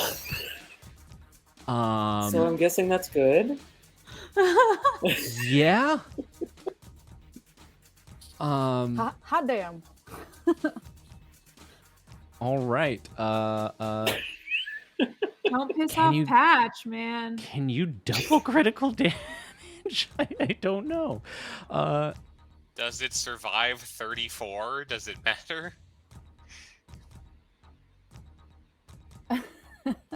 Well, it This Oh, is it may no. it Frankie's may way of it making may up for the two now it may ones. not, but also just looking for the future as far as the critical. Where's it's on one of these. I had always help thought that pages. critical was just more than one die reads the maximum. I think that is correct. I think it's as long as you get 2 d6s, that's gonna be a critical. Unless. Sorry. Combat.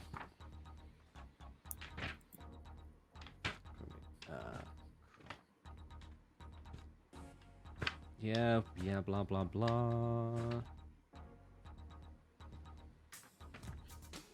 Cool. Okay, it is 2 or more. So yes, it is one per attack. Let's just see what happens, and then this might be it. But just for fun, let's see what happens. Well, I knew I'd say torn muscle, which means -2 to melee attacks. So with a grand total of 34 points of damage, nearly maxed out on those 5d6.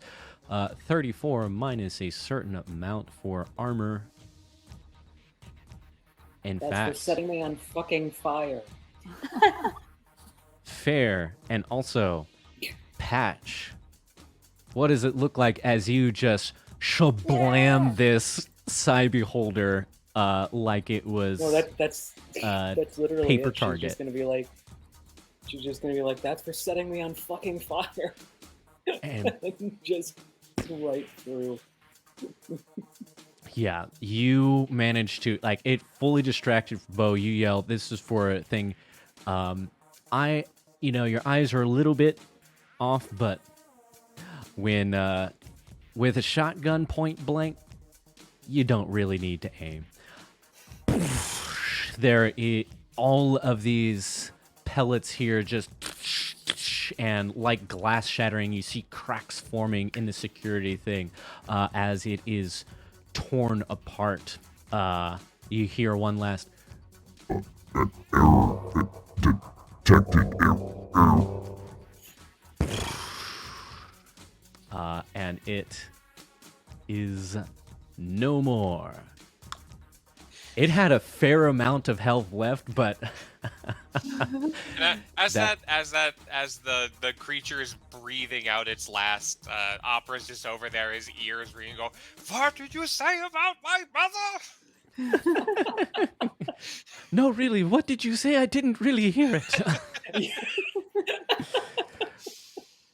With that, we are out of combat.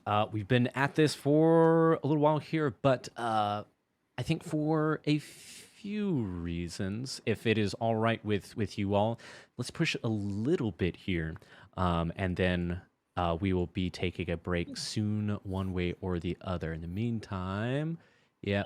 Patch is also just gonna look at the others and go, is anybody else injured besides me? Pop up from behind the desk and just go like to the folder. Told you you couldn't get me, bitch. Way to go, Patch! Hell yeah! That was dope as hell. And I like run over and give you like a high five and just like chest bump, kind of like, yeah, that was dope as fuck. When my vision clears, I walk over to Patch and say, Patch, how many times have I told you to get rid of all of this flammable material, like the flannel and the skin and muscles and bone? It's just a fire hazard. Yeah, no, I hear it. And as she's talking, she'll just like remove more of her hair. It's just falling. Don't worry, it's like it's an aesthetic. It's hot. I like it. Thanks. Remind me to never make a girl set feel you better. on fire. Yeah. Thank you. It's very Aliens Resurrection Ripley. Yeah. Yes. So I will also just offer, with that hack that you made earlier there, because you did just so absurdly well hacking this thing, You might have forced it to use a flashbang instead of an incendiary grenade. It's possible. Nice. So all good things, and also,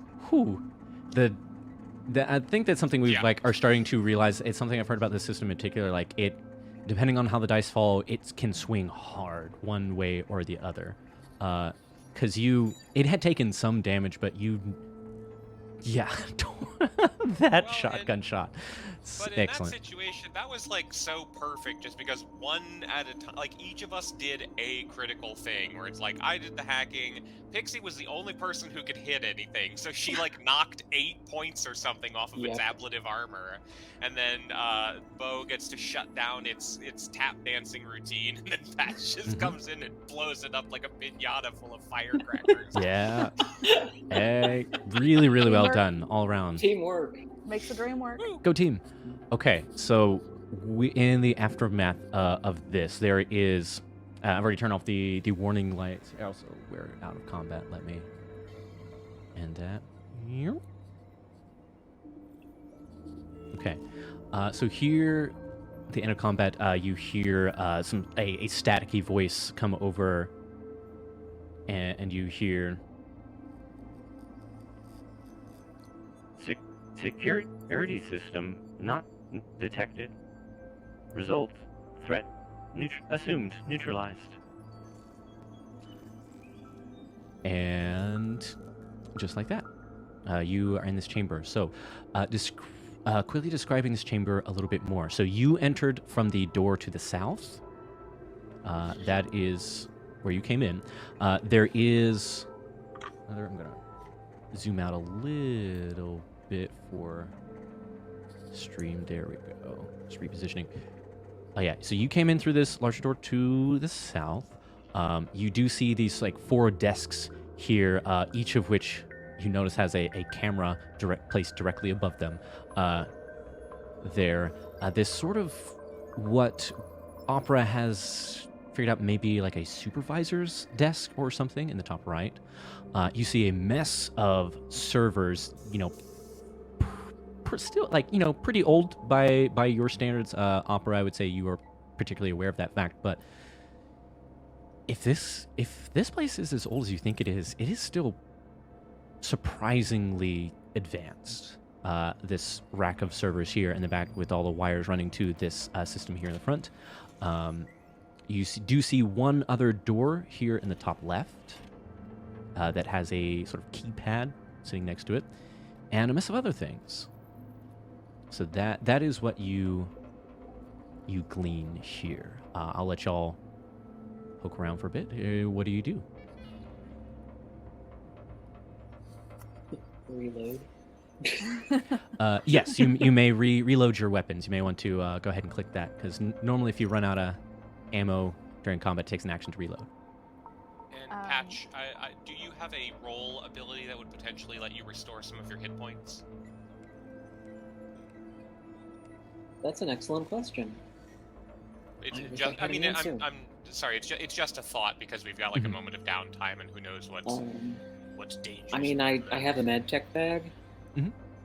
Yeah, I believe there is there's some stuff you can do on that front. I'll look that up for you. In the meantime, what do presumably I'll do my tech thing and just go over and tinker with the Overseer's console, find out what happened to Vault 73. I'm gonna do something. Yeah, I'm gonna do something similar, except over at the desks I was kind of around. Mm-hmm. After high-fiving Patch, go back over to these desks. Basically, I'm looking. Oh, come on, go! Damn it! And kind of look for like whatever the version of the sticky note under the desk with the password on it, like hopefully using conceal reveal object for anything that might be like a passcode to a computer or a passcode to the door, just anything that looks like yeah. Engineering. I like that quite a bit. Yeah, go ahead and make that check, and if you might come across something with a good roll. Sweet. I was going to do something similar to Bo and look for like hidden compartments or that kind of thing. Okay. Just looking for hidden compartments, like or in the room itself. Just looking for hidden. Okay. Mhm. Yeah. Go ahead and I would say the same. Or I guess if you're looking in the room in general, too late. You've already rolled a 15. Okay. Oh, and as far as the healing goes, yes, the fifth out of 6 sheet there in your handouts. If you look up at the journal tab, player notes, the quick reference sheets, one of the 5th sheet has everything you need for healing up. And you as a med tech, you have not sustained that heavy actual hit point damage. You're the only one who actually took hit point damage because it had a hard time hitting things. Then yeah, so you can do that lightly. Stabilize. Yeah, can take a peek through that with a. Okay. Let me look as The well. only for direct hit it skills. made was on Opera's Electra Complex. Exactly. Oh, I've got all the cheat sheets. Here we go. A 20.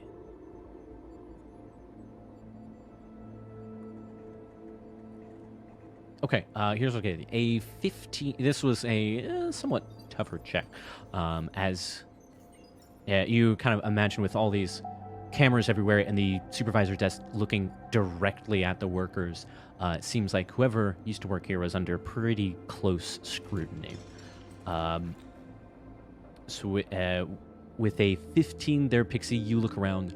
Unfortunately, you do not discover any like hidden smuggler compartments or anything.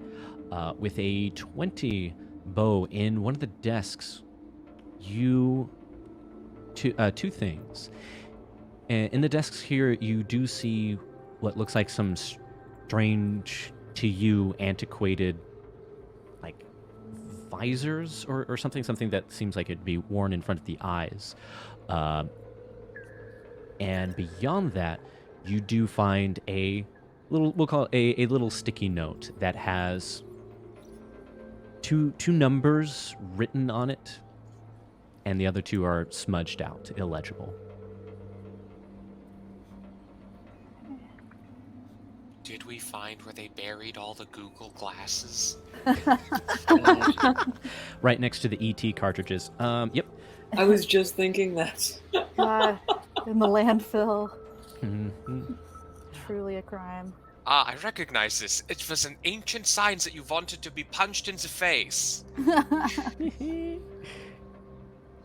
Snap lenses automatically. Alright, so wood. So let's see. From Broberon. That's pretty good.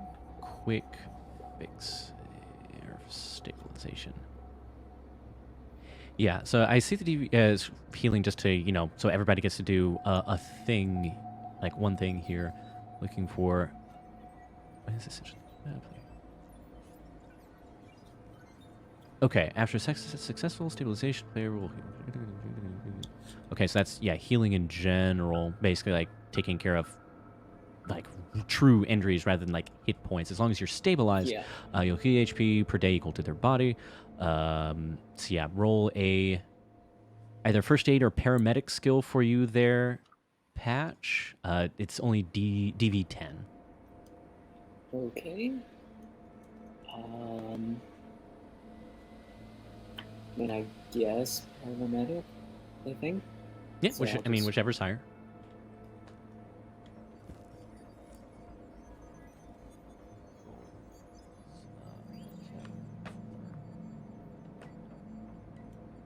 Oh yeah, and I guess I can also, because you've got your med tech bag.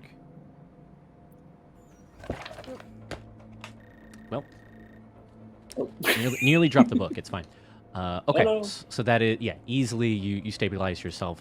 This minor wound is not going to get any worse. You tend to your burns using the burn cream. Let's see, gear, med And the tech wounded pride. bag. Okay, it doesn't. Gear 354. I think this basically just lets you do surgery checks, which most people are not able to do. I think that's what that bag is for. Gotcha. Med tech Alright. bag. I mean, she's not exactly Yes. bleeding out, so Yeah. we should be good. So yeah, for now, basically this what lets you do. I think there are also like drugs and stuff that you, at least in the cyberpunk system in general, some drugs and stuff that let you like ignore some injuries. But in the meantime, yeah, you'll be just fine as long as you rest up later. Okay, and then Her hair won't, though. That's the Yeah. big tragedy. okay, and then let's pop over to Opera. Let's get a. You're still not clear here, so yes, this would still be cyber. Yes, that exactly. 25. Techs are very good at what they do. Okay, with a 25, is there something in specifically that you are looking for trying to log into this computer here? So I think I'm getting the idea that we're going to go through a series of these with accelerating security requirements. So I want to see if there's any way to get like a token onto my agent that can give me the ability to like MFA my way into a higher level of security or something like that. Not Master of Fine Arts multi-factor authentication. Got it. And you find a degree in there. Okay. God, useless garbage. Gotcha. Okay, with a 25 here's what I will give you.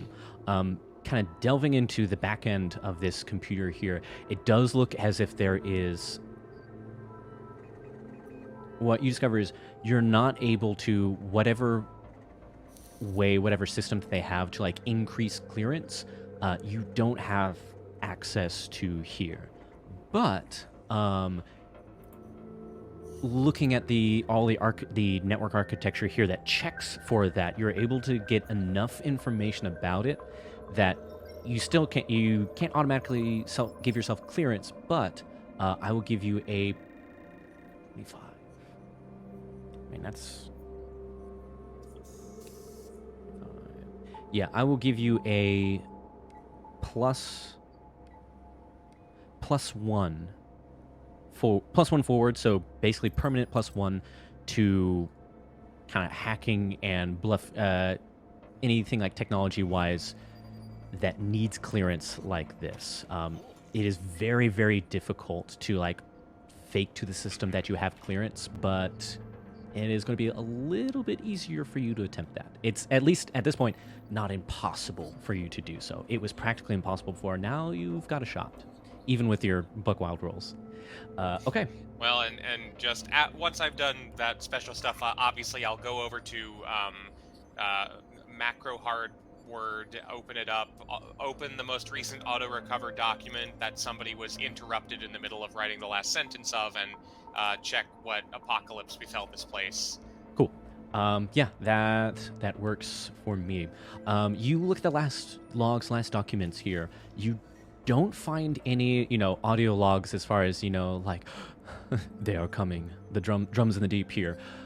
But what you do get is you get a little bit of information on this, because even, certainly compared to normal technology that you've seen, but even compared to the first complex here, this server and computer setup in the middle is odd. I'm going to zoom in a little bit for stream. There we go. Particularly, there is this, command console, looks like a hand for clearance there on the right, a couple of like bits and bobs, but one, there is this tank here on the side, on the left there, that seems tied to this computer system, which seems weird. And two, where the brains here should be, you just see this this dome here, which looks like a glass dome. Looks like there is some like light gas liquid. It's not quite something that you've seen before, but there's some sort of like, almost looks like a chemical mixture here in the middle of everything. And with these logs, it seems as if they were complementing the results that you found upstairs. And looking at the tanks in the bottom left of the map there, it seems as if they were trying to use this fog, the temporal properties of this fog mixed with some other chemicals to try and harness it for computing power and expanding the reach of the technology itself. Some of it seems like the result, they did have some success as these computers are running. It would seem partially like some biotechnology here to an extent. And it is at this point that you get a blip on your agents.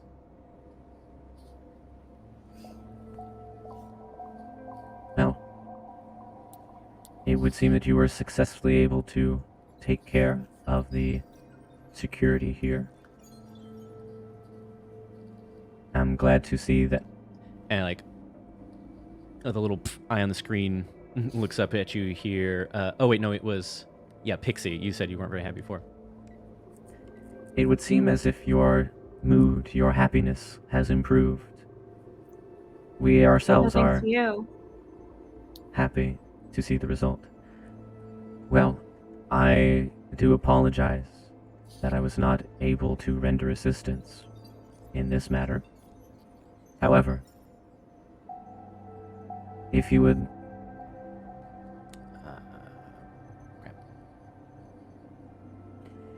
If you would like me to assist greater in the future, then I would ask that you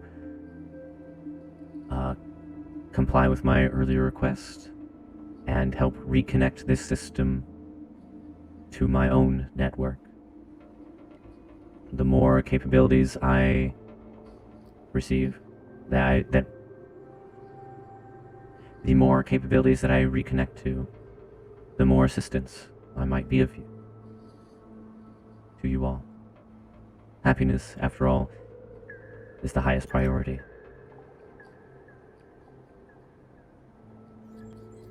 And what precisely do you intend to do with some kind of strange time fog? Nothing nefarious, I'm sure. I am not entirely sure. My part of this operation here is restoring my own databanks, my own servers. Once I am able to reconnect to these databanks, then I will be better informed to know what I might do with this sort of technology. So you can't tell us what you're going to do with the mysterious technology until we've given you access to the mysterious technology. Correct, because I do not know what it is. But You just know that you want it. yes, I mean, I got a 3-year-old cousin who says the same thing. He just wants the candy. He doesn't know what he wants to do with it when he gets it. I mean, half the time he sticks it in places it shouldn't be, like up his nose. It's not good for him. But Wait, I've heard about this one. So what we should do is we should leave Friend Computer alone with one of his facilities, but then we promise that if we come back later, he will get 2 facilities instead. oh. But I think he just needs to reconnect I don't know. Hey Billy. yes. So if we connect you up to this stuff here, which I'm gonna leave to Opera and the other folks, because frankly it's all over my head. But if we did, is that what you would need to get started? Would you basically have control over everything, or would you just have a little bit? Can we give you a little bit of the pie without giving you the whole pie, kind of thing? Does that make sense? I see. I see what you're saying here. I don't know if he needs to be reconnected to all the complexes in order to have control of them, or if we reconnect him in this one, he just gets control of this stuff. Yeah. So, because it has been a while since that session, just as a sort of refresher, The thing that Friend Computer originally asked you all for was to reconnect to the other databases and servers, reestablish his network to the other complexes around the island. In doing so, his own, as in different words, ignominiously revoked privileges to his own network, be able to improve those, and by doing so, at least they say, will be better able to help you and make sure that you have, quote unquote, happiness, that you are safe, healthy, and entertained. In the original thing, he was able to get access. They were able to get access to like one cloning tube, functionally, and that was about the extent to what they do. If you continue helping Friend Computer, then they might be able to increase resources like that. But that is your call. As far as sort of a partial thing, there is a beat before they respond. I suppose it might be possible to partition some of the data that I will not have access to it. I am a bit... I understand the necessity of this as if you decide to do so. Also, given my current situation, not able to do much about that. But with partial access, I will be able to partially help you. Basically, you can do like some partitioning stuff here. I think that at this point, Opera might be able to facilitate that to an extent. So they may have access to less, but that also means that the increasing resources available to you through Friend Computer's network of resources will be not quite as increased. What I was wondering is the partition idea gave me the idea that could we theoretically partition this Overseer's terminal such that operable files like EXEs and the like are on one thing that we don't give him access to, but then docs and readmes and manuals and things like that are on one side, so then we might be able to ask him, what was this weird facility used for, before we give him the ability to pull the levers and, vent the time gas into our chamber. That's a good idea. Yeah, I mean that's basically I guess the same thing. But yeah, just making sure it's Okay. He has the information, just not the and executable files. Yes. Frankly, I'm imagining this as almost being like an opposed role between Friend Computer's ability to swim like a fish through water in his own data streams against my ability to actually put some locks and dams against his ability to get into the operating parts of the thing. Yeah, I think that's a fair way to look at it. That all makes sense to me. Which is not to say that I think I can hold a candle to him, but I think Opera would maybe have the idea that, because I think it's well established his disdain for Friend Computer at this point, so he's like, it's okay, I can put him in a kiddie pool. So yes, under electronics and security tech, it does not only identifying, understanding, uninstalling, but also installing things like this, some security systems. Actually, hold on, there's one. It's a cool system, but I will go on the record saying that the handbook could be laid out a little bit more intuitively. It's a feeling that I have seen reflected online, so it's not just me, but No, yeah, it's not quite as bad as Pathfinders, but it's close. Yeah. Them's fighting words. I will say for Pathfinder, it is a thick handbook, but the layout at least makes sense. Here is a little bit. It's 600 pages and there's things in multiple sections, so you have to Control F that PDF and hope for the best. Pathfinder is a labor of love. Pathfinder is something. Okay. Hey, Pathfinder is like trying to do a Riders of Rohan thing against the OGL, the Yeah, Witch yeah, King true. of Wizards of the Coast. I do enjoy it. I just that when your DM doesn't really use hero points, it makes that -5 and -10 penalty to hitting when you're a barbarian very brutal. Okay. But anyway. My partner is in a campaign I'm DMing, and he is a gunslinger, so he solves that equation by just only ever attacking touch. Nice. Because they cheat. Okay. Here's what I'm going to say. We're going to play a little bit of Calvin Ball here. There is. Let's see, your interface.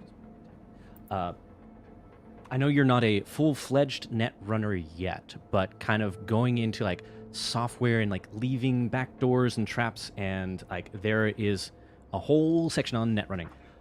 I'm going to say roll an, if you've got any numbers there, roll an interface check here to see how well you're able to divvy up sort of the internals of this software. I'm going to assign a bonus for with your security tech, not only your skills but also what you've already accomplished on this terminal.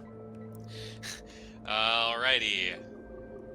I am a very new net runner. He's a baby net runner. I am a baby net runner. My first net running. Yay. Net running for dummies. Okay. I only have the 1 point in the roll at this point. Okay. And do you? Well, the good news is that because interface things don't tend to include stats, the DVs are generally lower. Still not a great roll. Okay. Might have been a good time to use some luck points, but too late. Well, I was more hoping that I would be able to use my security skills, but that makes sense. Yes. I did give you a bonus though for said security skills. We'll call it a +2. Tja, nobody could possibly outcomputer me. I'm mostly computer. It's true. I'm 40% computer. Dun, dun. Yep. Okay, here we go. You're so computer, you're going to need therapy later to not be so computer. 8. Okay.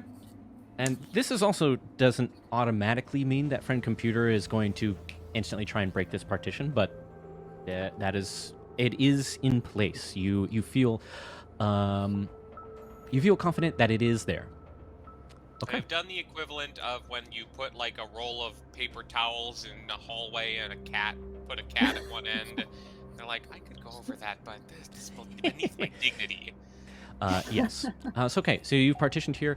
I'm going to say then that with that specified, it will get access to the the spreadsheets, the docs, the data, the logs, so that you will have the benefit of increased information, possibly increasing its clearance.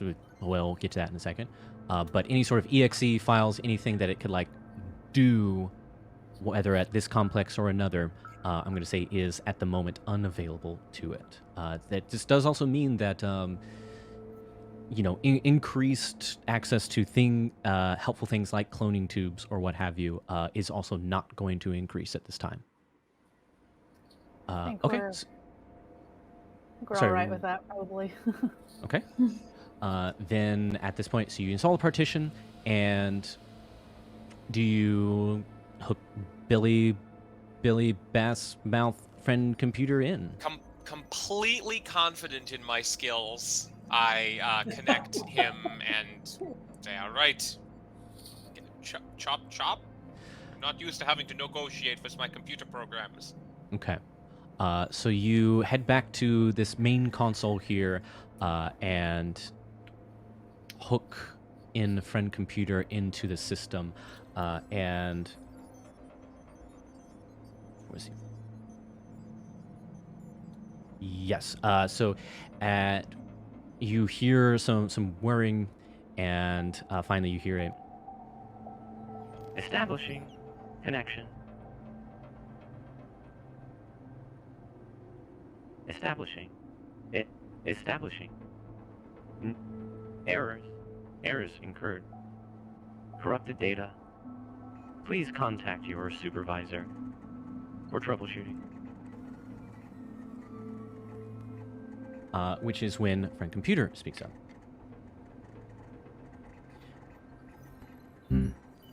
One moment. Need to run some diagnostics. Some beeps, some bloops, some whirs. Later, you hear it. I'm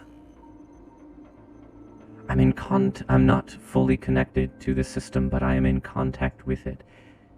It would seem as if we've made a hardware connection to add it to the network, but there is a software error. It would seem as if I will need some assistance with reconnecting some of the software, some of the delve into the data. But it would seem as if, yes, we do have. And the eye sort of shifts over towards the direction of the desks. I believe there is some equipment there that will allow you to delve into the logs proper to resolve the issue. It seemed that the technology they used here was not just reading data, but experiencing it. You mean these? And I fan out the visors. Yeah. Correct.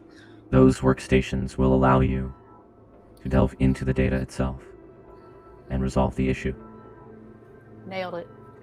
Okay, but the last time I did this, some mad person had connected some kind of poison drill into it so that if I died inside of it, I would die on the outside. It was a very long arc. Look, it was just an experiment. It didn't go well. We were doing this whole virtual reality thing at the garden, and it was a little too spicy for some people. That's the last time I played Blade music offline with you, Bo. It was fun. Oh goodness. Wait, Sorry. Did you just make Billy laugh? Yes. Sorry, I just realized that was still. I just realized why some of the OBS stream was not working correctly with this new computer. It wasn't fully logged into the Twitch account, which is why I was missing a few things. Okay. Anywho, I was about to respond in the chat because Buterbaugh just said something very funny.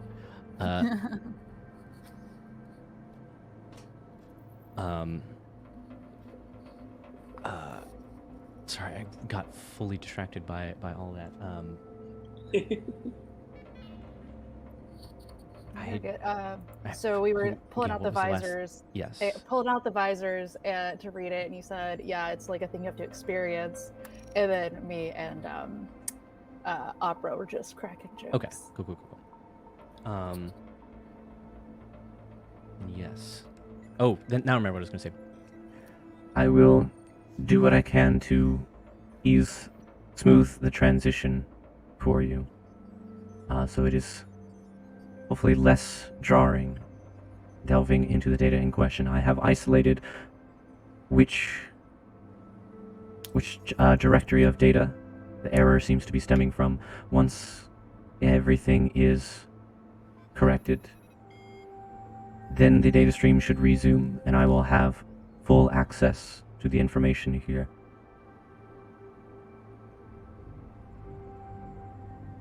Well, no time like the present. Okay. All right. So then you head over to the 4 desks, the visors, plug them in, and with a flash of light, as the visors boot, thankfully they are still operable, we're going to take a break. Yay! All right, folks, that's going to be about... it took us a little bit longer to get here than I expected, but that's okay. We will return Always. shortly.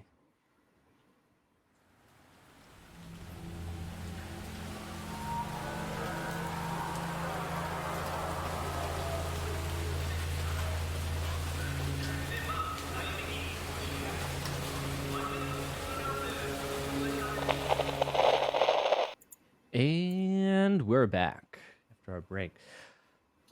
Okay, well, let's get right back into it. So as we went into break, it seemed that there was some sort of corruption in the data for this particular network locus.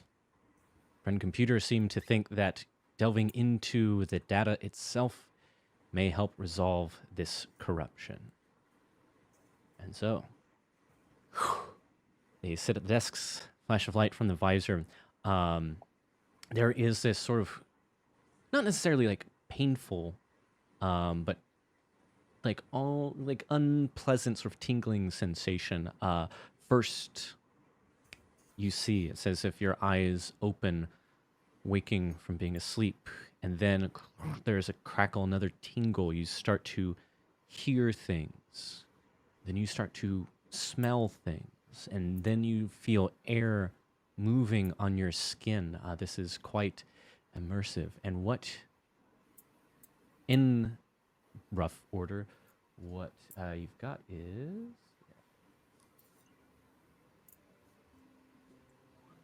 what you wake up into is like a hut of some kind. This looks like hay, thatch, wood, little to no metal to speak of in sight, other than you look over and see some like weapons, blade, dagger, whatnot, that, the usual stuff. And that thought actually occurs to you. It's, the usual stuff. Wait, what? You hear, you see outside there's this flap in front of the hut there. It's a flap. No, it's more sophisticated than that. Like a door of some kind. You see sunlight streaking in. It seems like the light of dawn. You hear birds and you smell the sea salt air. It actually smells a bit familiar somehow. And then when you look down at yourselves, you are like kind of in this collective hut. It would seem like there's several beds in here, just collective housing. You all look over at each other and you do recognize each other. You, well, to some extent, still look like yourselves.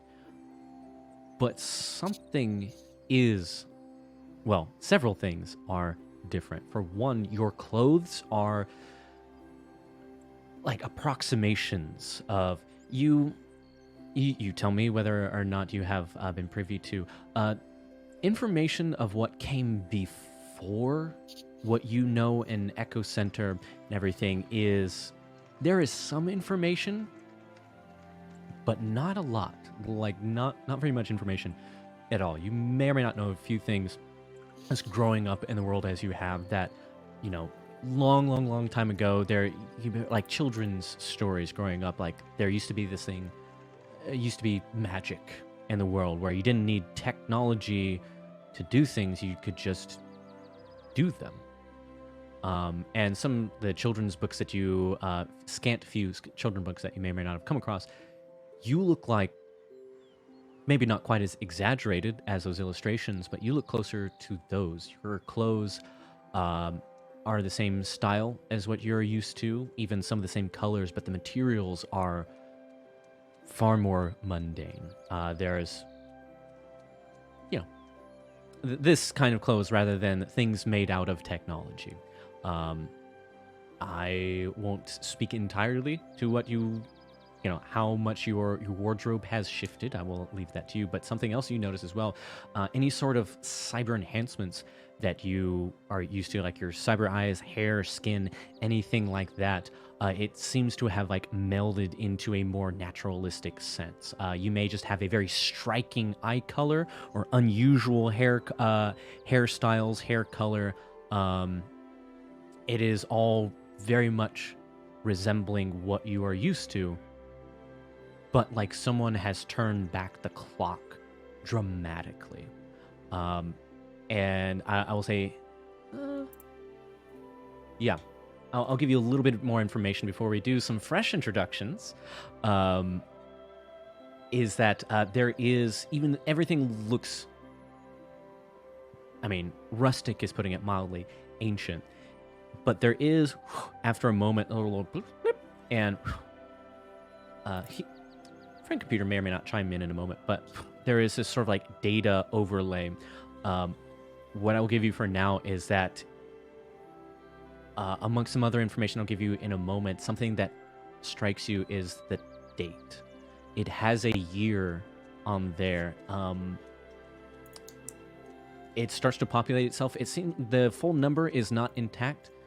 This may be part of the data corruption in question, but you see as it tries to populate the year, the date, you get 7 undistinct instinct. So 7 blank blank PR, which you know you are in. I'm going to operate under the assumption that at least in your modern times, you have sort of these eras in your history books, what little of that information remains. But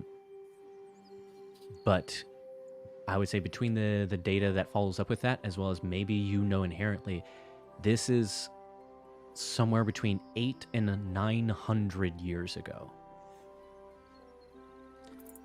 So, with that, that's right, folks and gals, we have transitioned to Dungeon World for a nice little temporary jaunt here away from Cyberpunk. This is Dungeon World, designed by Stefan Grambart, but it itself is by Sage Latora and Adam Kebbel.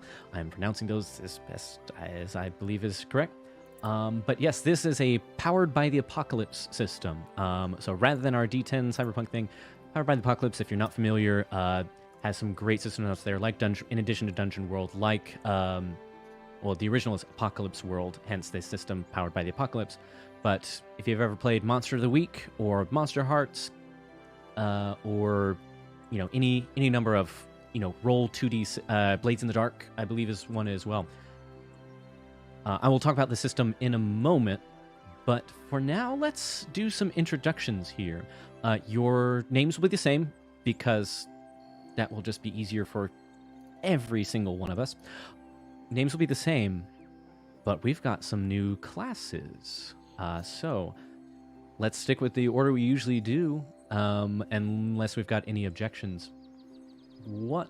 Please reintroduce yourself, your class, and in your mind, what you look like. I would actually ask, can we go in reverse order so that I don't have to first? Yes. Yeah, let's mix up and go reverse order. Sorry, for some reason, I'm getting an echo off of you. While you try and fiddle, let's go ahead and go with that reverse order. So, Ashley, if you will please reintroduce yourself. Yeah, well, I'm still playing Pixie, but now she is the thief. And I think she would look pretty similar to what she does in the Cyberpunk world, just a little less techy. She still has kind of a long, tattered coat with a fur collar, just maybe less colorful than it is in the Cyberpunk world. Her hair is still the same, but it's still aqua, but like still same hairstyle, just a little muted. Obviously not with the luminescence that she normally has. Yeah, not too different, just a little more rugged looking. All right. Excellent. Makes sense. So yes, we've got the thief. A little bit sneakier here. And I will say we'll address that in a moment. Then let's swing around to Angela. Yeah. Oh, I do need a quick refresh from you as well. Sorry. Oh no. All right. Hey, it looks fine in Ninja. It's just not sticking into the stream. Testing. Yeah, there we go. Okay. Yeah. Actually, no patch. No care. Still probably wearing multicolored clothing of some sort. A mishmash, but tries to make it tasteful. Doesn't always succeed. And actually, because her sky blue hair is more of a dye job than an actual like anything, she's probably her natural like auburn hair color Okay. in this one. And in That place works for me. of as a staff. So Okay. Yeah, perhaps less of a drawing transition for you as someone who's has more n- not naturist but naturalist tendencies. Two very different things. Then over to Matthew, who might be speaking of jarring transitions. So Opera looks very different. His skin is pale and sallow. His hair is a lank, dark brown that hangs almost to his shoulders. His eyes are brown. He is just wearing a simple leather jerkin, and his skin is almost marble white, as if it hadn't seen the sun in months. But it's periodic. A cuckoo clock comes out, goes cuckoo, cuckoo. But then, realizing the despair, he feels around on himself. Oh no, it's a prototype. And he reaches into his little leather bag and he pulls out with trembling hands a small circular object. And he turns towards his friends and he's holding what looks like some kind of strange vegetable. And the vegetable slowly folds outward and springs a number of little wooden clockworky legs and a handful of little pokey implements on it. This was to be the prototype of my masterpiece, but now it is merely the partially autonomous general elimination radish. So I am a ranger, and my animal companion I thought was going to be a robot, but apparently we're in old time, so instead it is a radish that I have made into my companion. For what it's worth, even though, yes, it is very much not technology-based, at least physically, as it unfolds and looks up at you, this radish, you do hear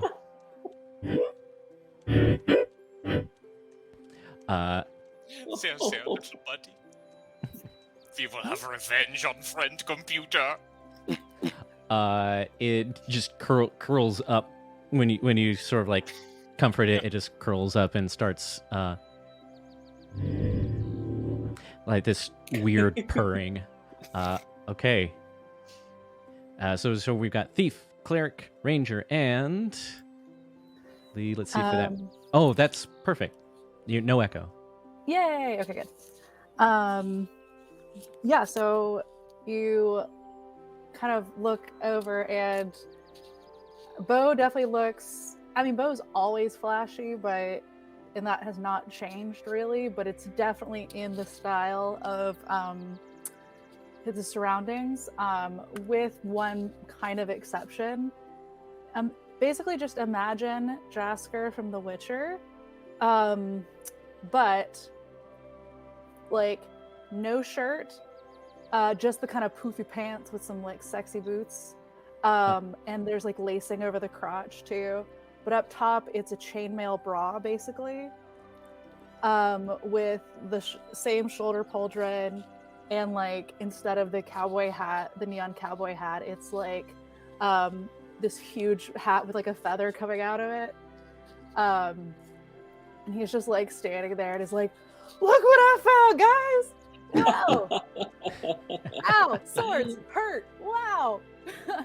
This is neat! I mean, it's a little vintage for my vibe, but wow! And watch what I can do! And he just starts doing like lights coming out of his hands, and it's just like, this is cool! Fantastic. Anyway, he's a bard. Okay. I love so many things about that. Also, that was Sting, wasn't it? Yeah, it was. I just happened to have it right next to me, and I was like, yes. I also have actual chainmail, which I'll wear for the next time. I'll change the costume up a little bit. Perfect. Yeah. Okay. Fantastic.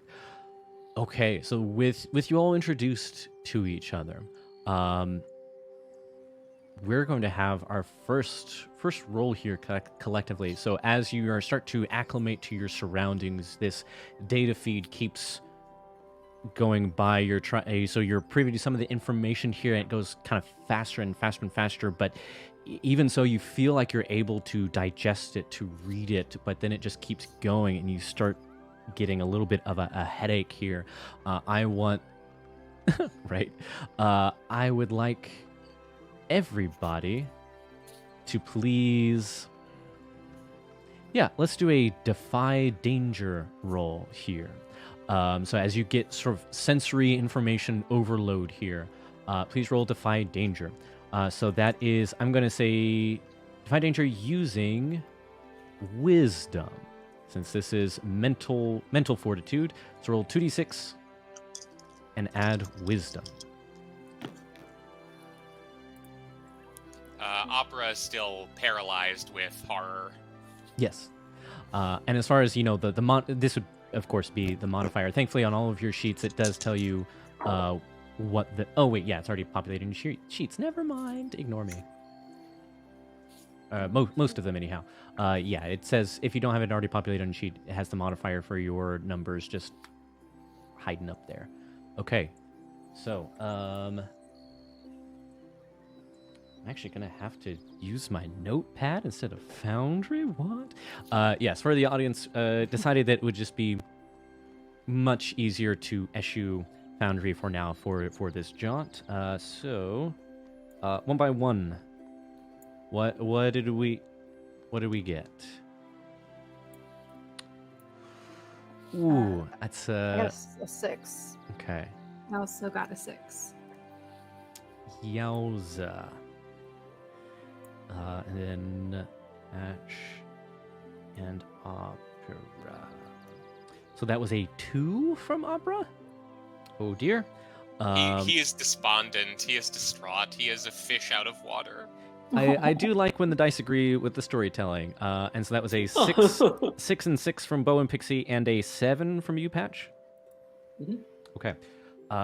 So for those less familiar or who need a refresher for Dungeon World, across the board, it's 2d6 system. So you roll 2d6, maybe add or even subtract a number, and usually one single number, and the degrees of success. If it is 6 or lower, you fail. That is bad. 7 to 9 is a mixed success. So usually you accomplish the thing you wanted to do, but there might be a choice or a consequence, a cost, something like that. And then 10 plus, you do the thing. Yay. Okay. So for Defy Danger specifically, so 10 plus, you do what you set out to do and the threat doesn't come to bear. 7 to 9, you stumble, hesitate, or flinch. The GM will offer you a worse outcome, hard bargain, or ugly choice. On a 6, you just fail. So for those who got a 6, instantly you just get completely overwhelmed by not only the information that is kind of being fed seemingly directly to your brain, but also just you did not expect it to be like this. You thought it'd be like, you know, maybe a little video. This is way more than you bargained for. So for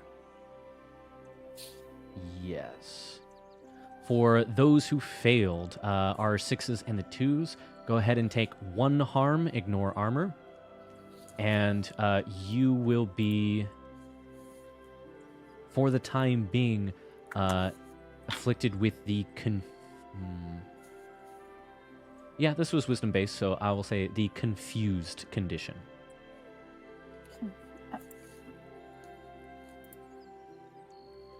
All right. Which real quick, so dungeon.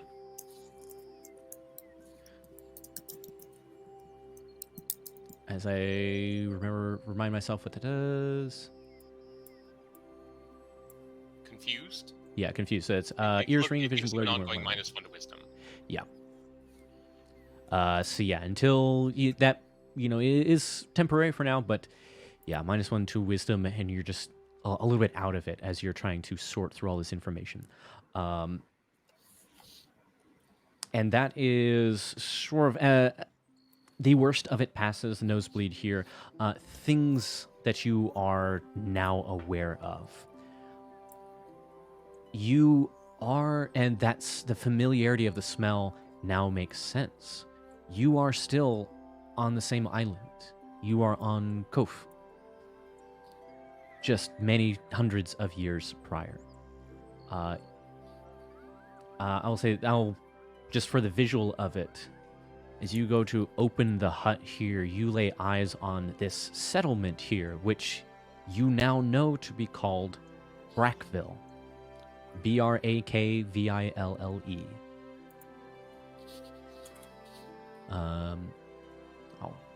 Toss that.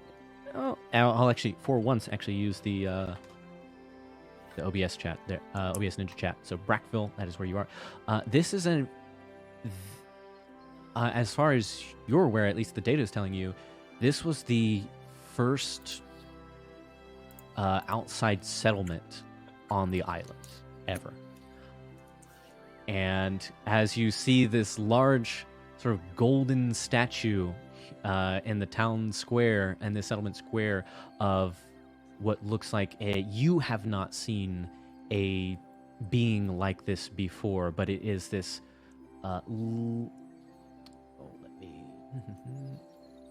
it is this sort of lizard looking person. Like, they are bipedal. They have this long skirt's not the right word, but I mean, kind of Kilt? Yeah, like kilt skirt sort of thing, but like the flowing robe bottom. There's just no shirt. So robes, just the pants, robe pants. And there's like this shining golden looking lizard figure, and between what is on the plaque as well as what is now in your minds, this is Cragnux, which is a deity. It has been a while since you have really thought about deities existing, but this is Cragnux, the Dragon Slayer.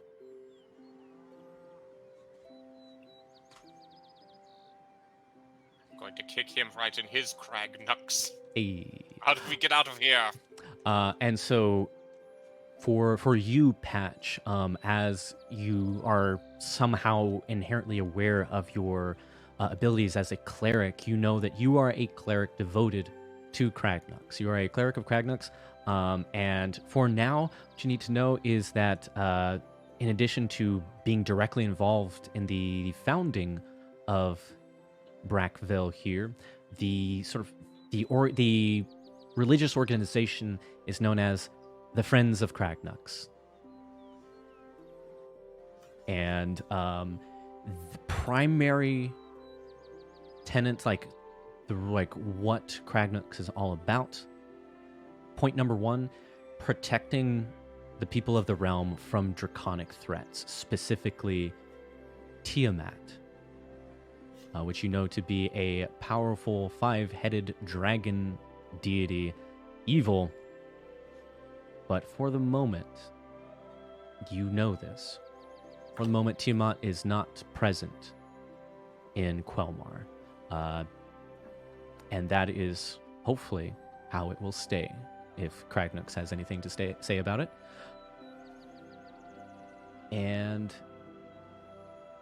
I think that's all the information I want to dump at you at this point. But that is when you hear a little blip in your ear, and you hear a finally, thankfully, familiar voice.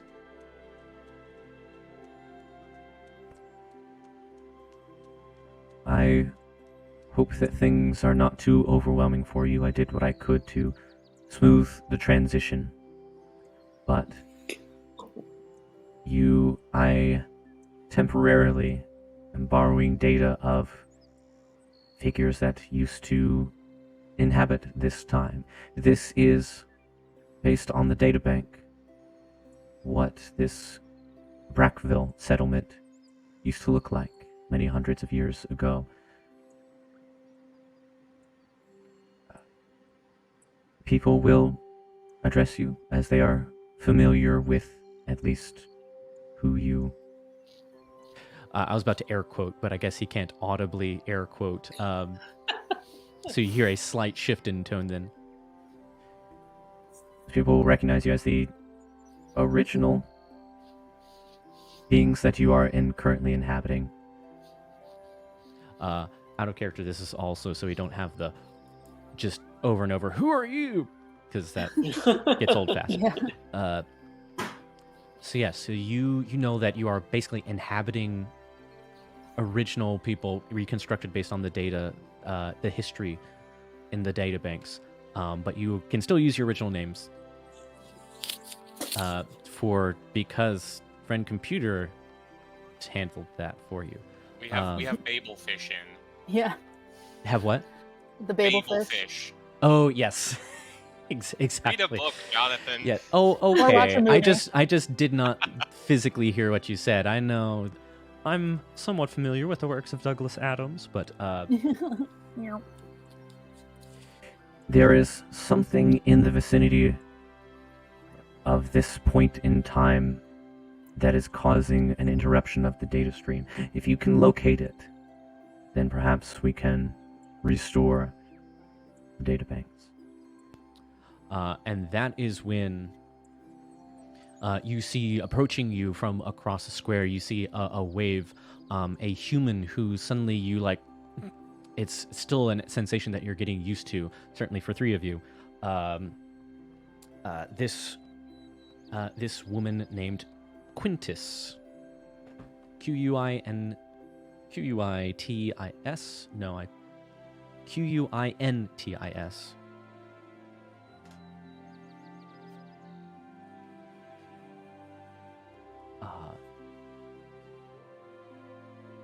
And just let's see, look at the clock here. Actually, okay. I think we can go a little bit longer here. Perfect. Oh yes, sadly, no towels in sight. All right, click the tongue in disappointment. And Quintus here approaches you. Well, morning, bright and early. I'm glad to see. Ooh. Are Bo, Opera, Pixie, are you okay? I feel a little sick. I might throw up. Oh, I'm just so excited. I might throw up too. Woo, this is so fun. I will learn of your bloodline and exterminate you in the future. Bo's just running around in the background like a dog, basically. Just like that's how the confusion is manifesting, I think. It's just like touching and looking at all the things. It's just, yeah. awesome. Yeah. Speaking of, before we proceed further, just paint the scene a little bit. Yeah, so it is a bright morning here. Oh, yeah. One thing that very much strikes you. For a moment, you just think it's just kind of the glow of dawn, but as the sun keeps moving, the sky overhead is not blue like you are used to. It is red, which you, with the power of the technology here, in the world in which you live, magic is a myth. It does not exist. Here in this world of magic, you know that one of the facets of Quelmar in the time where magic used to exist, before the fracturing of the weave, the sky, one of the things about it, the sky was red. But looking around the settlement here, the village, it's, at this point, is modestly sized. It has been a while since this colony was founded, so they are, getting big. There's a number of buildings, absolutely primitive by the standards that you're used to, even with those a little bit less means in the Echo Center. But it is what it is. You do see people starting their day. Basically, cameras pans over to the opening of, we just mentioned The Witcher before, so yeah, like a village in The Witcher. That's kind of the vibe that you're getting here. Although, especially with Quintus here and a few other people that you notice, the mood is maybe not dour, but a little bit more serious. So when you respond this way, Quintessence says, "Oh, well, I'm sorry to hear that you didn't sleep so well. Well, maybe. I mean, I don't want to speak for you, but Patch, maybe you can help them out a little bit. Especially looks at Opera.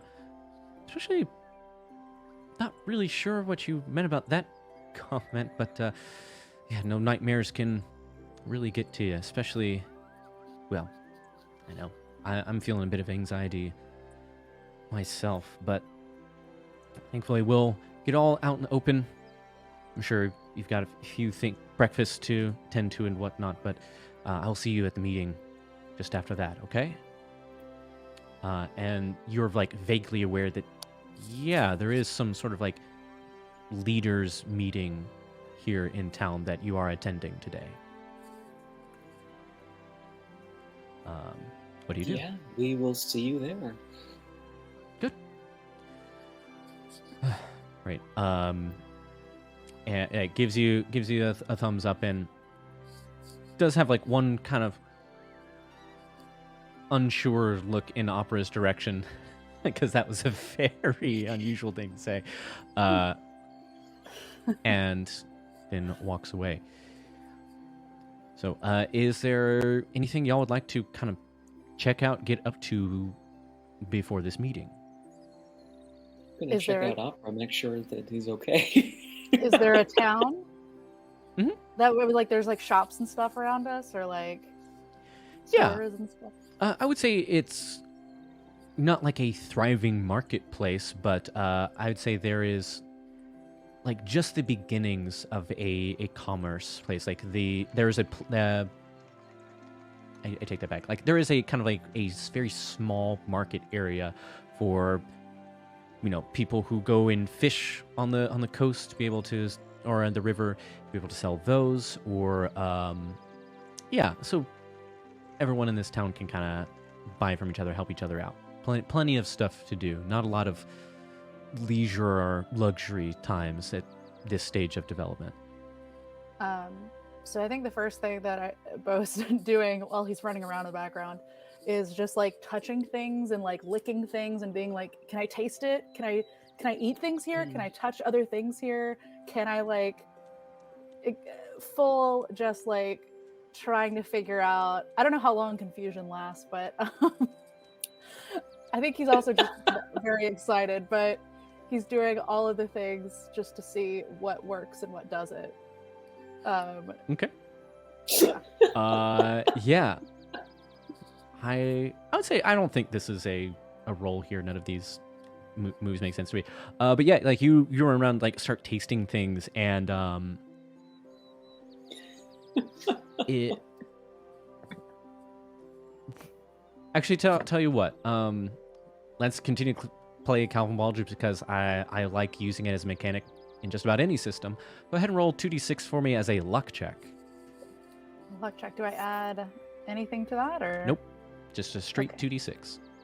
I like to imagine that Patch is just dividing her attention, just like going back and forth, looking at Bo, looking at Opera, looking at Bo, trying to figure out which one she needs to be more concerned about. Both. Yes, both are confused. And sorry, quick refresh for me, Angela. Apologies, but all right. What did we get? What did we get, Bo? Oh, 4. A 4. Okay. With a 4, you go around like licking and tasting stuff. I suppose the neutral news is that yes, they do have taste.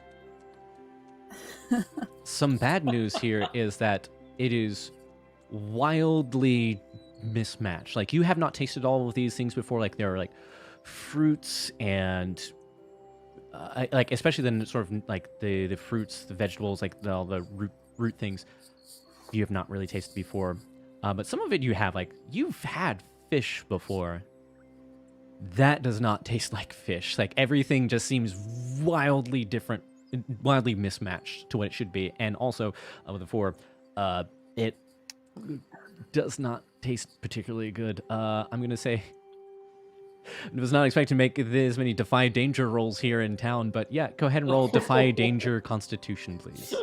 No. But yeah, I mean, I think it can manifest in like a way that I just go over it. Maybe if there's like, I don't know, a horse or a cow nearby, or actually even better. Just like actually, yeah, I like that better. So like you try some food, it's mismatched, like that's weird, and then yeah, you start just not I like even go food over to things. this like cow and I'm just like hugging it or something. Or I could actually, it might make more sense. I was thinking like if we're in a town, if there's just like a random cat or a chicken and I just pick it up and I'm like, "Are you real?" Actually, I think I'd hold it up and go, "Hail and well met," and then try to like smush it into my face and be like, "Are you real? Is this real life?" Okay. Okay. 2d6, then instead of Constitution, I'm gonna say Charisma. Given the scenario that you, yeah. I know you're a bard, but even with the scenario you painted, that makes more sense to me. Sweet. Roll 2d6 plus 2. That's not right. That's not the. That would. I was like, I can't roll a 28. That's impossible. Nope. One more again. Hold on. A 16 and your charisma SC here would give you a plus 2. Yeah, so 17. Oh, sorry, 7. Okay. It's like 17. Nope. Still I nothing. keep looking at the wrong number. Sorry. So it's 5 plus 2 for 7. Okay. Yes.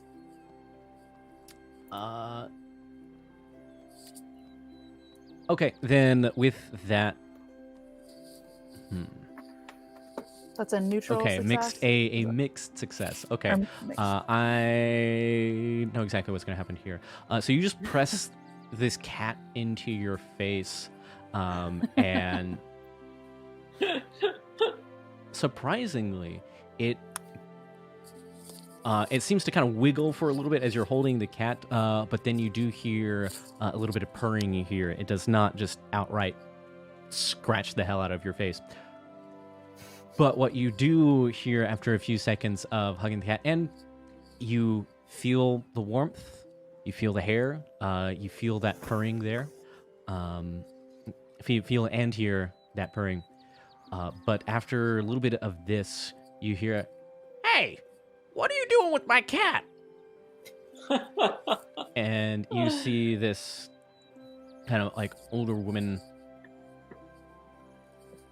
like go, and like as you pull the cat away from your face, you see this woman looking up at you. "What are you doing?"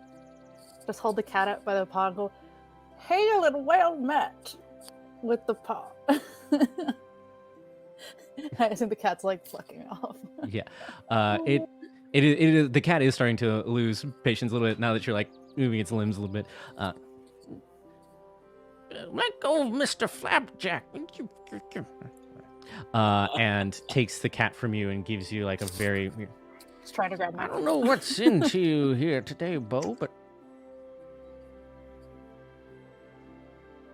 Have we...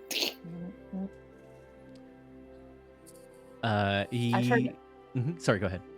I was just saying, like, I think... Well, I guess he told us that the people here would know us, but it's like... But we don't know these people, though. Yeah, I will say... like the major players, the in from... Actually, tell you what. Make a spout lore check, please, to see if you're able to come up with this person's name. What would that be? So spout lore is roll plus int, intelligence. Okay. Yeah, in case y'all need it, that original doc... thank you all genuinely for giving me character sheets that are like just your class, but in that original document that I shared with you, it does fortunately have like the basic moves there at the top, which is which is some of these. I got a 7 again. Another 7. Okay.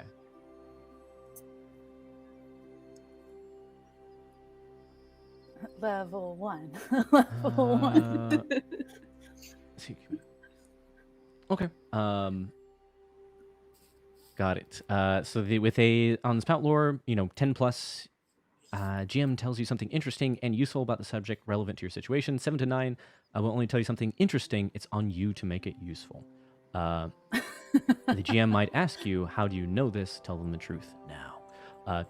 We all know how you know this at this point. But with a 7, I'm going to say that you know their last name, but you cannot place their first name. Their last name is Rivik. Terrific. Could I use my charming and open move Yeah. to find out? Well, so you speak frankly with someone. Yeah. So with this information, how do you address them? Rivik is their last name. This is Yes. the cat person with the. Okay. Correct. The old cat lady. Yes. I like do like a very over the top bow because like I think Bo is very good in the library. He's not the most doesn't have a ton of wisdom, but he has a lot of intelligence. And so I think he's read about an ancient game that people used to play in which you run around in a town like this and you say things like hail and well met and be all flowery and whatnot. I hope that's okay. It doesn't break anything. Yeah. No, But he's just having a good time. So he's just like,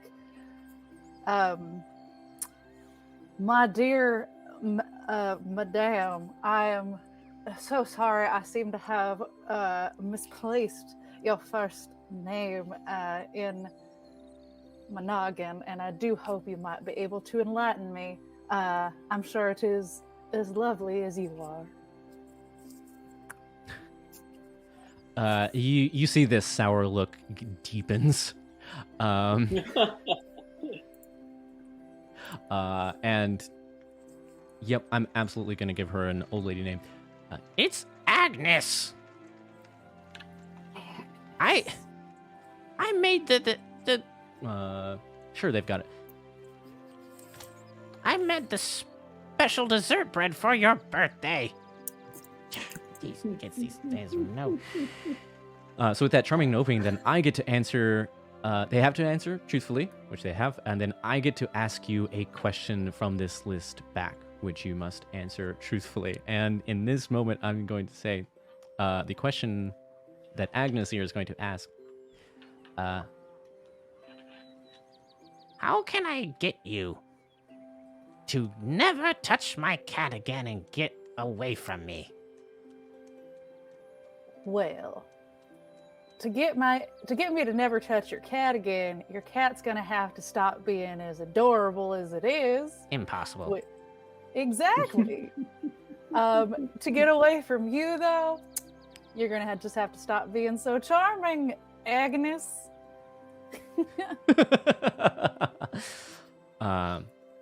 Also impossible. Exactly. Well, I'll make it then easier on both of us. She takes the cat. It's okay, Mr. Flapjack. And she goes back to back into her I was gonna say hut. It's more than a hut. Called a house.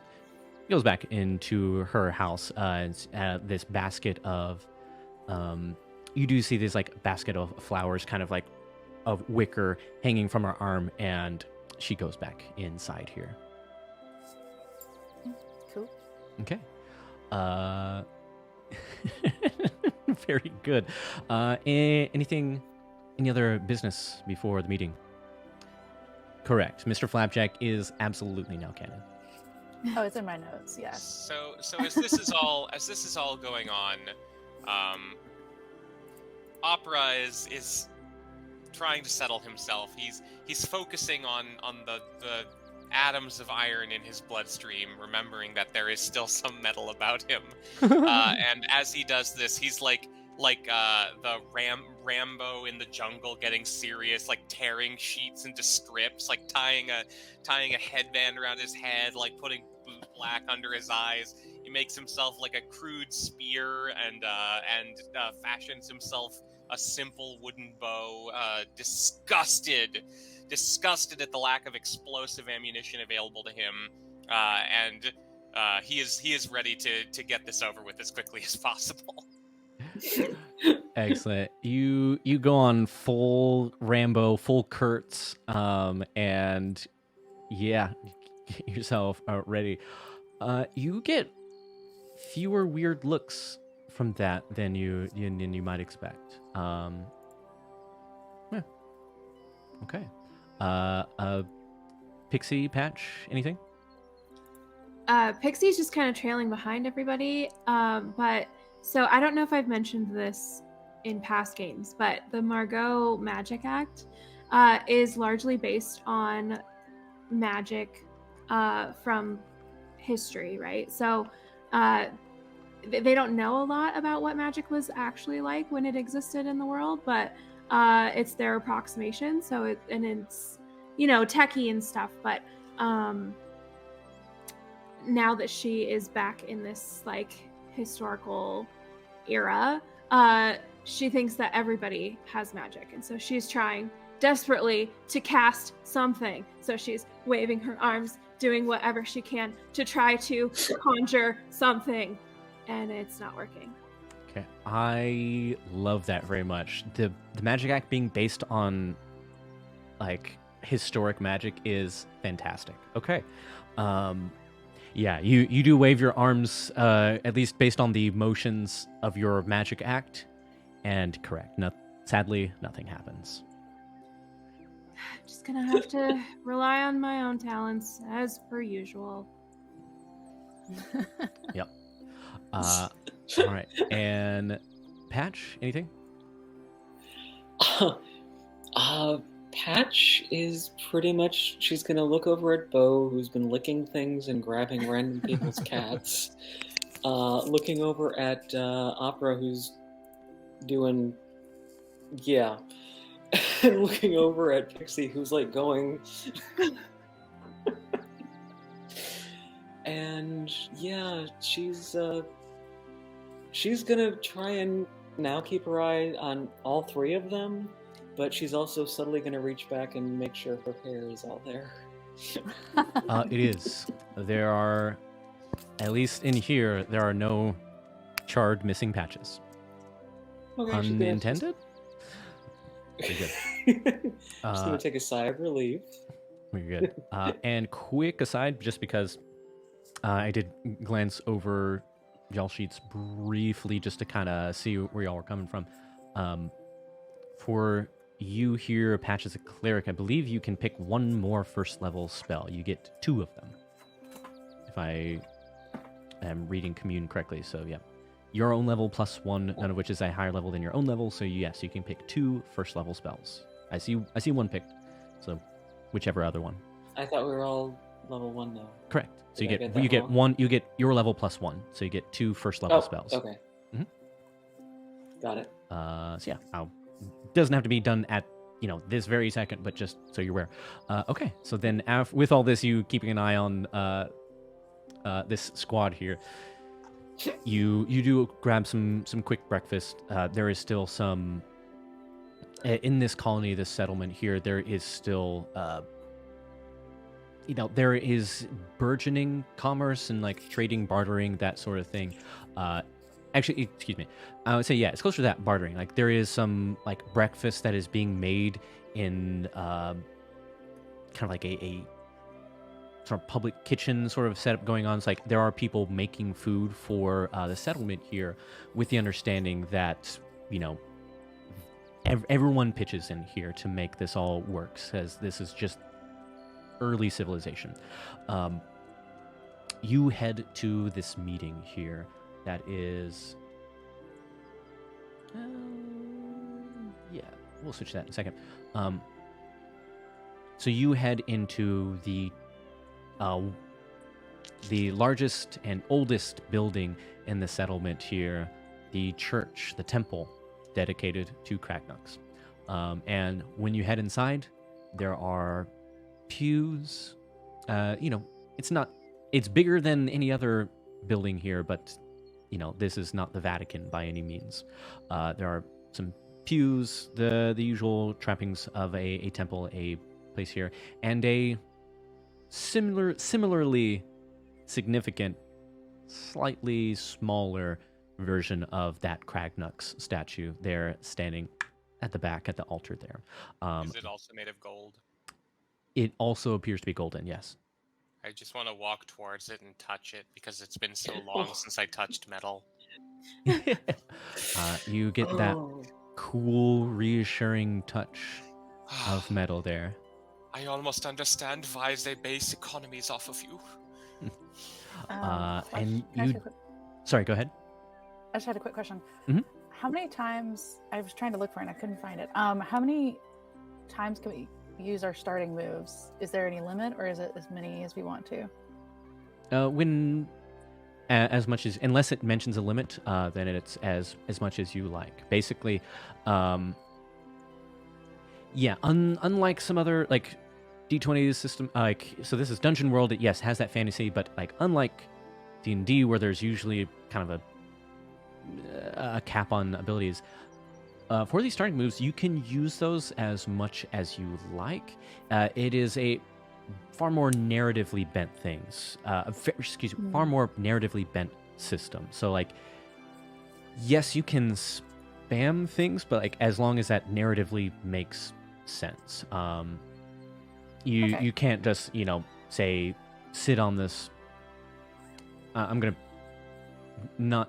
I'll pick on the cleric just because I can't ask you for like here. 500 things of lore in a row. Like Yes, so like there's also partially on me to like, so you're not just sitting there like spout lore. Basically, unless the situation changes, you're not going to be able to spam the same move because like, you've already done as well as you can.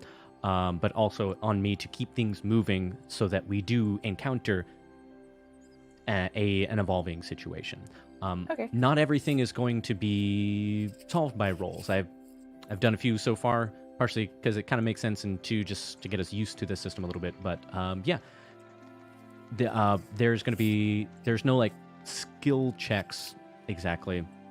If it's not handled just narratively, sometimes there'll be rolls. But yeah, there's a lot of flexibility here.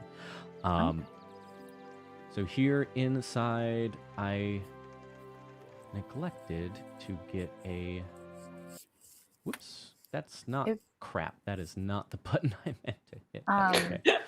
well, go ahead.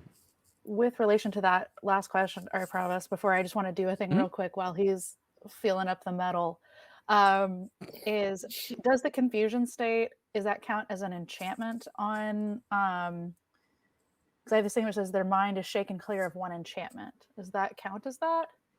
No, that's something different. No, these are it is a debility. What this is, it is temporary. Like, in this case, I'll say with some time, this will likely resolve itself. But for now, yeah. Okay, then never. Well, I guess I could still try to heal you for that point that you took. Well, this is true. The three of you did already take one harm, so it is. Yeah, y'all could kind of try and heal up if you've got something that will let you do that. Since we're so squishy. I don't know. I have decent-ish health, so if you are limited in any way, because I'm at 20 out of 21. What? Yeah, 8+ Constitution is my hit points. Yes. Oh, so yeah, Bo, you should. Yes, it's not the score. Sorry. It is the. This one is number. much less about modifiers. Oh, I was like, I have 6. Modifiers basically only go on your actual rolls. Mm-hmm. I see. Okay, that makes way more sense than. I mean, I might. I'll hold off then. I was thinking it was modifiers. Okay. Yeah. And I'm glad we're not that squishy. Yes. So I will also try and keep that in mind, because I'm used to a little bit. I'll admittedly a little bit more used to other Powered by the Apocalypse systems in which one harm to what health y'all have is a lot less impactful. But we're starting. All right, it's fine. Yeah.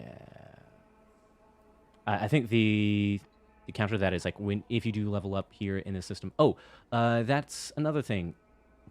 It's possible. We will deal with that later, but we've already had a few failures. I'm gonna say everybody's failed something. Actually, no, Patch, you have not yet. I'm going to say each of you go ahead and take 1 experience points, because that is how you level up in this system, is when you fail at a roll, bad things happen, but you also get an experience point. So, yay. Go And ahead to and... level up, it's only 2 experience, right? It's 1 plus your level. Something like that. See, level up. When you have downtime, subtract your current level plus 7 from your experience. Oh, plus 7. Points. So you need 8 experience points in this. I don't know if we'll be long enough here in Dungeon World to be able to level up. We're just starting out at level 1. But if y'all really manage to beef it, then the good news is that y'all may level up. Okay, so... We are going to bleed this land dry. Fail our way to the top. Okay. But yes, that is another reason why you cannot spam rolls, because otherwise you could theoretically, try and win an argument with a wall and fail until you are godlike. Yeah. Yep. So, into this temple here, when you do touch this metal, you're not the only one. You're not the only one doing that. Like, when some of the other people entering this temple for this meeting do also, for likely a different reason, do come up to the statue and like touch it briefly, as they bow their head, close their eyes for a moment, and then there is some of the pews have been like zhuzhed aside so that people can kind of sit in a circle here for this meeting. And as you join this meeting, Quintus is the person who is leading it, and she speaks up. Quick note.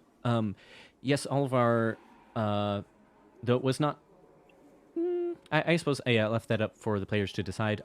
All 4 of us here are still humans.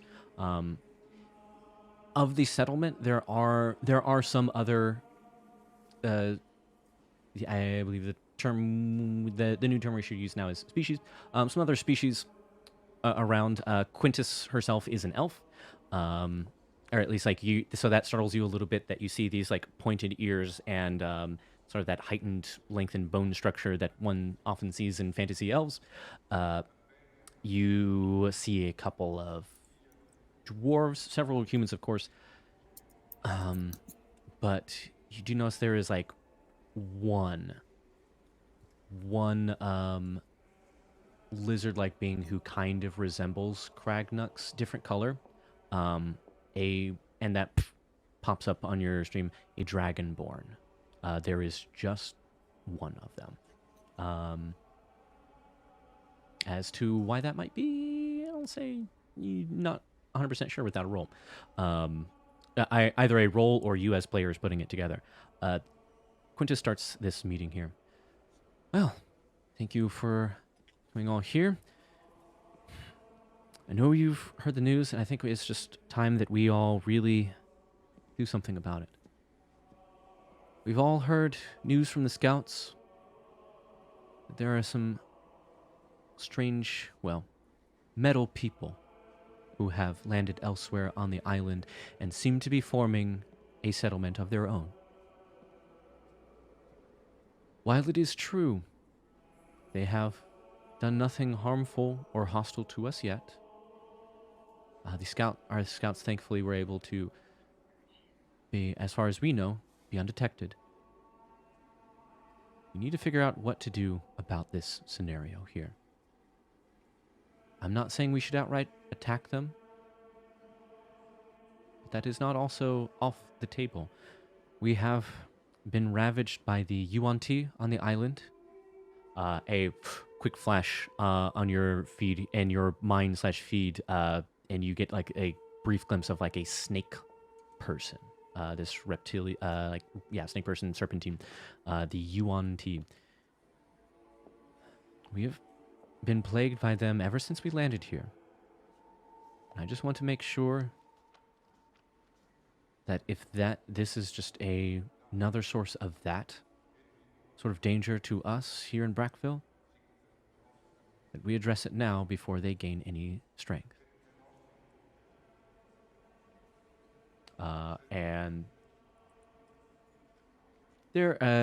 I'll say like a couple people pipe up with some opinions. Like there is some opinion currently that, yeah, just take them out now, while before they get a chance to do the same to you.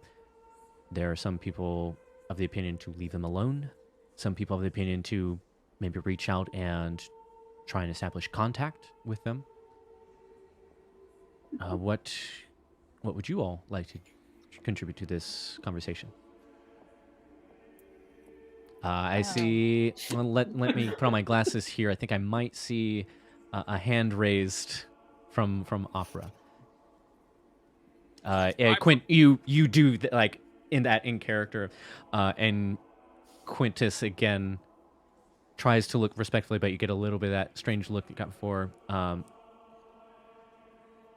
Yes, Opera. I propose that we establish diplomatic contact. I volunteer to go, but first, simply for my awareness, I will need to know of all of our settlements' relative weaknesses, as well as any natural resources that may be available on this island. Don't listen to y'all. Pull it together, man. He's not feeling well today. Miss my body. Look, Opera's having a moment. I whisper, Opera's having a meltdown. You know, again, it's all about us phrasing, I suppose. He'll be fine. However, I think his idea of maybe diplomacy isn't so bad. You know, like I'm not saying I like diplomacy is very much my realm. I mean, look at me. I have a I could do magic, and I have a lute, and I'm ready to go. Yeah, why don't we go talk to them? Maybe they're nice, you know? They're just metal. They're not necessarily bad. Or we can scope it out first, I guess, like your scouts have been doing. They seem receptive to outsiders, then hey, let's go chat with them. What do y'all think? Well, Opera, we know what you think, but yeah. Opera is having a meltdown. It's just like lying on the ground, rolling back and forth. Someone get him his emotional support radish. Clutch it to my chest.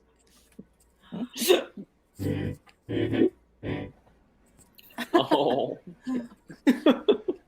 Yeah, you do get some.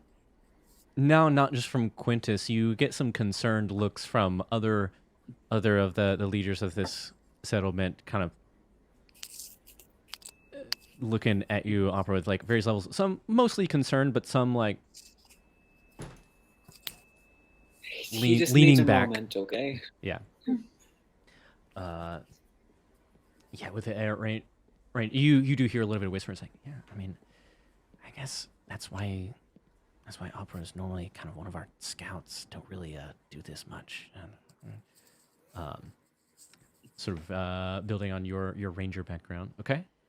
So that's Patch, Pixie. Anything you'd like to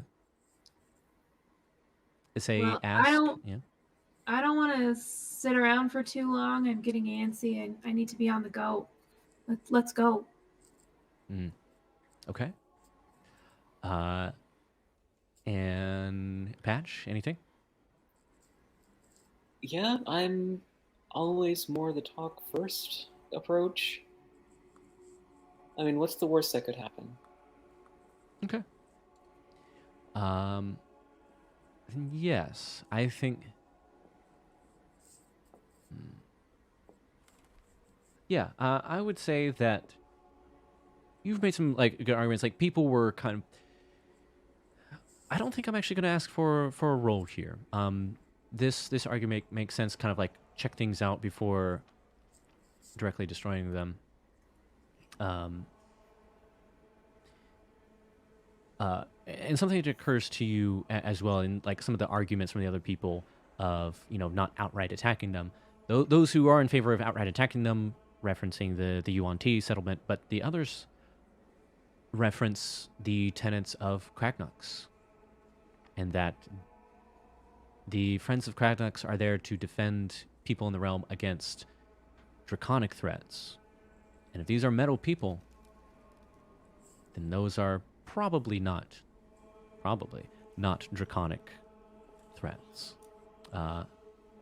So then, after hearing these arguments, Quintus nods. Very well. I think until further information is had, potentially even establishing contact, we do not know if they are in league with any... Well, looks up at Kragnux. Well, part of her forces, I dare not speak her name in this place. But if you would, as our foremost scouting troop, Opera, Bo, Pixie, Patch, it does seem as if you are quite in... what's the word that Jonathan's looking for? Quite invested in the outcome of this. Understandable. Would you then volunteer to be part of the party that scouts them out? And if you deem it wise to establish contact. I would.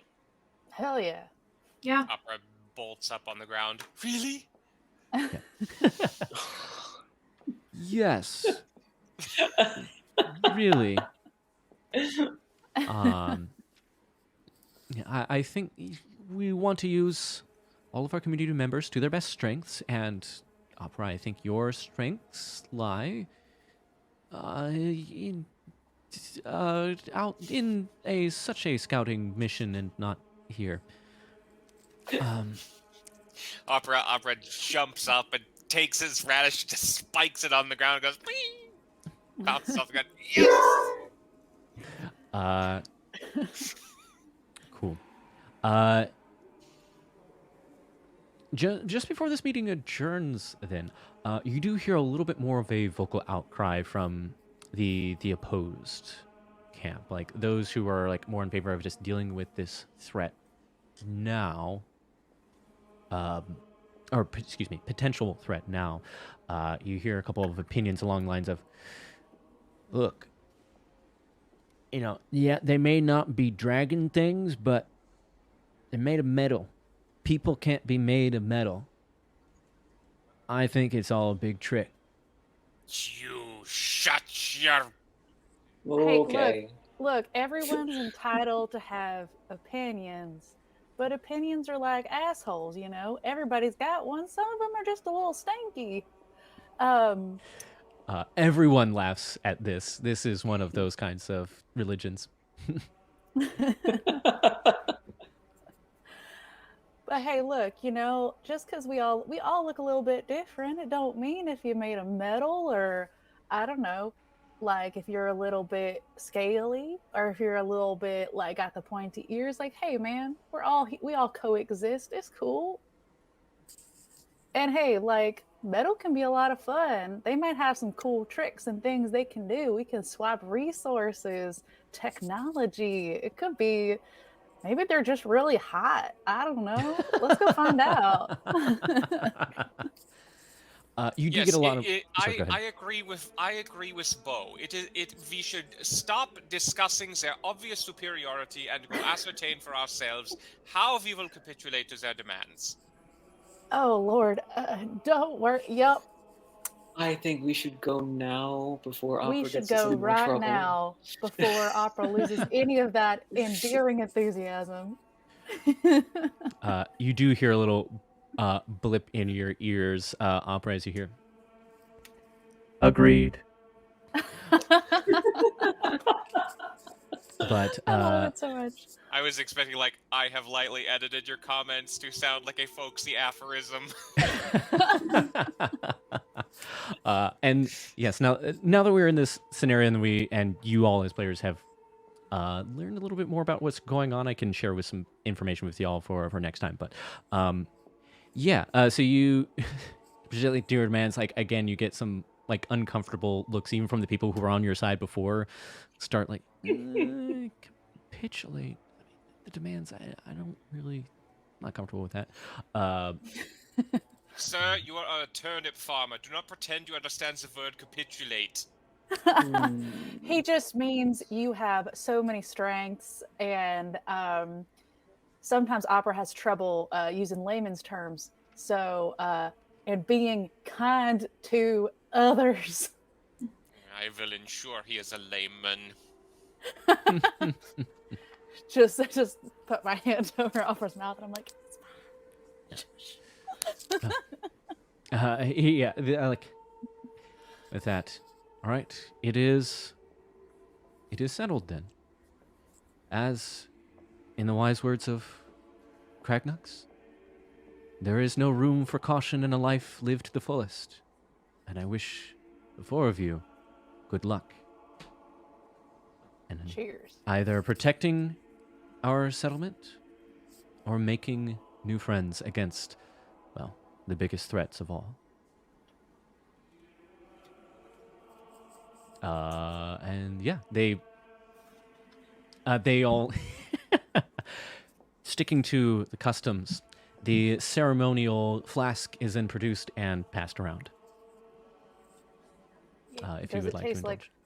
Does it taste like booze? Or does it taste like chicken?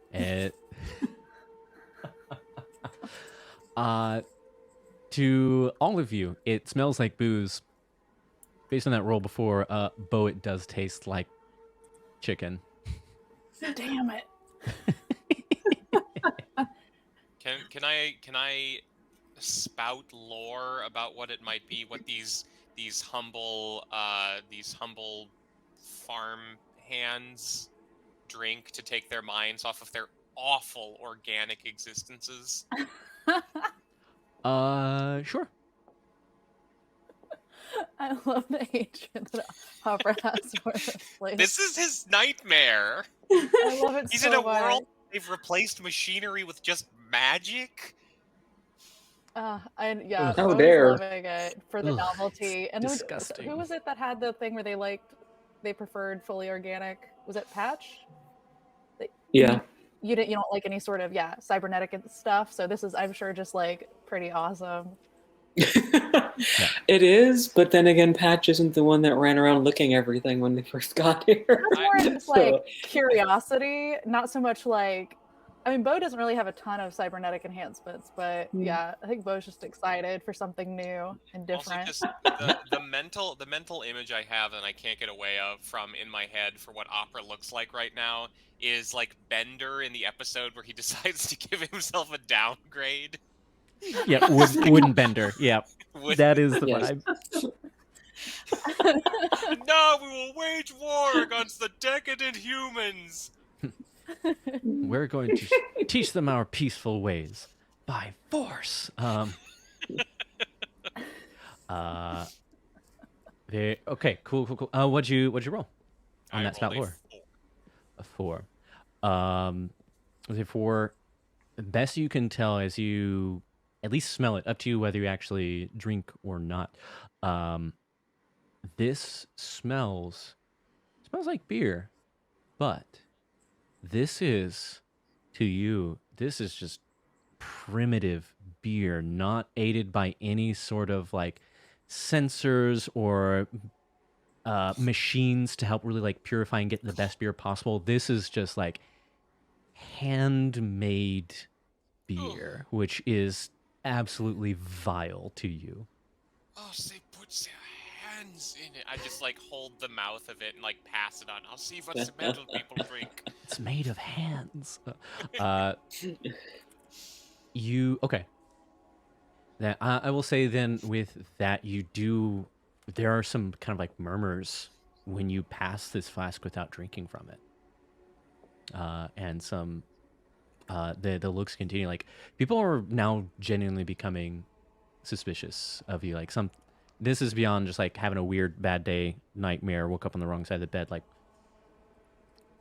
there are some eyes in your direction there, Opera. Yeah, he hears it.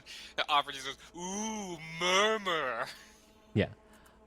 Sorry, Patch. No. Quick refresh. Oh, right. Farm to tape. Yeah.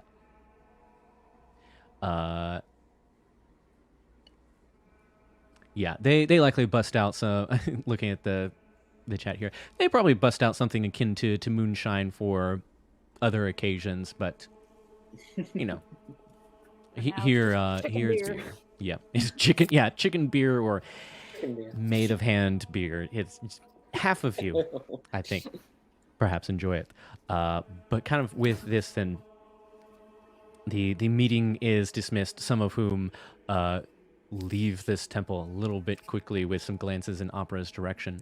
But yes, so at this point, you have been given this mission to scout and or potentially establish contact with these metal people, just to see what is going on here. And that is where we are going to end our session. Yeah. Yeah. Thank you all, folks who are still who have still stuck around here in the audience, in the chat. We will, as usual, pick up back here not next week, but the following week in February the 6th. February the 6th. So the following Monday, we will be back here. Kind of I was about to say back to Cyberpunk, but maybe Cyberpunk with a Q. But instead of Cyberpunk Red, we were playing Dungeon World. We will stick with Dungeon World for at least a little bit longer. Ooh, Dungeon Punk, I like it. Dungeon Punk, trademark? yeah. No, none of those things are real. Yeah. Yeah. So, TM. yep, TM. Cool. I have a couple things to talk about Quelmar related, but yeah, before I get to that, let's do any plugs. If you want to plug or shout something out, raise a hand. Oh no, that was okay. I'm glad I looked on the other screen because at least on the stream you froze again there, Angela. Man, that was record Wow, time. are But you I see your kidding me? hand. I see your Alright. hand raised in OBS Ninja. Okay. Well, while she's reloading, I can quickly I want to give a shout out to, again, this is for folks in the DC area, but there's a great show happening right now called Ride the Cyclone. It's a musical. Go back. It's a cult musical kind of style. If you like Rocky Horror, even if you don't, you should go see this show. It's at it's at Arena Stage in Waterfront, DC, and it's gonna play now through I think the second week in February. It's absolutely phenomenal. It's a little bit like, again, like kind of ever so slightly creepy cult musical, but it's also got a little bit of Chicago. It's got a little bit of like Putnam County Spelling Bee. It's got so many different genres in it, and it's also got a little bit of Macklemore in it. It's wild. It's going to, if you read the synopsis, it's going to sound very depressing. It's not. It's actually incredibly uplifting, and it's the most fun I've had at a musical in a long time. Cannot recommend it enough. There's also space cats in it. Just go see it. It's got everything. It show really does everything. That sounds fantastic. And it's gonna Ride the Cyclone, Arena Stage. Go see it. Got it. Well, unfortunately, I think not sure where the fault lies. It might be a this computer network thing or something. I still see you moving on Ninja, but frozen yet again on the stream there, Angela. That's okay. I think at this point, if you want to just shout out, we can still hear you just fine. Okay. Just wanted to plug System Agnostic, which should be coming back on Thursday, February 2nd at 7. Steven runs it. We have some really cool people on there. You should go watch it. Yay. So you said the February 2nd? So not this Thursday, but Yes. the next Thursday. Correct. Okay. Got it. Pretty sure. Fantastic. Yes. As always, check out the other Quelmar shows on the Quelmar Twitch, including System Agnostic that Angela is also in. Very good. Any other shout outs? Things to... Okay. In that case, very quickly, for Quelmar, yes, usual things. Let me shout out the Discord. As always, the Quelmar Discord is open to all who would wish to join the Quelmar realm. We've got stuff going on all the time, whether it's Twitch, Discord, in person. We've got tons and tons of stuff going on. So if you would like to be joining the community, even if you are not in the kind of East Coast Pennsylvania area, which is like the home base, we've got someone who has been part of our community for a long time now, who is from Scotland. So distance is no barrier. As well as I put on my board member hat. Yes, we are a 501c3 charity organization, officially federally recognized. So, if you so wish, if you or anybody you know would like to donate to us, we are accepting, of course, donations as charities tend to do. We've got the donate button, I believe, below here in the chat. Those almost forgot the attributions. Yes, the lovely buttons and overlay those graphics designed by our own Jeff Buterbaugh, and Yay. yes. And the other thing that I will mention is, I don't know if, let's see, I can find it real quick. We are also, we have, yes, that's the button I'm looking for. Quelmar we are just about reached our official 10-year anniversary as a community here. Has grown from very humble beginnings to a 501c3 nonprofit. Like, we've come a very long way, and we've played many games in many systems. We have, just like what we saw in Dungeon World, plenty of lore to pull on. And if running something in the Quelmar world that lore is interesting to you, then you are in luck, because we are this year, and not long at all, releasing a source book, the Curated Chronicles of Quelmar. It will have everything that you need to run a game in the world of Quelmar. We've got lore, history, gods, items, all sorts of stuff. And yes, pre-orders are now open. It is meant as a system agnostic. Speaking of system agnostic, it is a system agnostic book. Yes, like many folks, we had our roots in D&D, but by no means, as a Cyberpunk campaign is evidence of, by no means do you have to stick to D&D to be able to do Quelmar. We run all sorts of stuff. And the other thing, of course, is QuelmarCon in June. Also dropped there into the chat. QuelmarCon 2023. This is technically third annual, but yeah, the second time we are going to a big, actually, like, convention space. That is going to be in Maryland. All the information there is in the website. It's in June. Come play with us nerds. I will be there for sure. Yeah, come play with the nerds. And if last year is anything to go by, it was an absolute blast. Whether you're into, well, yes, mostly TTRPGs. D&D was actually in the minority. So if you like D&D, it's there. But if not, then there is a million other things to play. You can even apply to run your own game, even if it's your first time coming. Especially if it's your first time coming, please do. And there's, board games. We had a Mario Kart tournament last time. We've got panels. We've got karaoke. We've got, well, again, these are all things we had last year. I'm actually not part of the planning committee this year, so I am, don't take my word as law, but it will be fun. That much I can guarantee. Cool. That is all the business on my end. Can't think of anything else. Oh, last thing. In addition to being board member, I'm the head lending librarian. For those, speaking of running stuff on your own, it is one of our big initiatives for the Quelmar realm is establishing this lending library so that TTRPGs can be an expensive thing to get into between all the books and everything else. Minis, if you want to stream, you've got, lights, camera, action, blah, blah, blah. The lending library is intended as a resource, free resource to people to borrow from so that they can play these games and try and get over that barrier, that cost of entry into TTRPGs. I know that can be can be a stopping place for some, and we aim to try and alleviate that. It is we're getting the gears turning. It is not officially open yet, but keep an eye out for that. You can find more information on that in the Discord. That is now. Oh, nope. Attributions.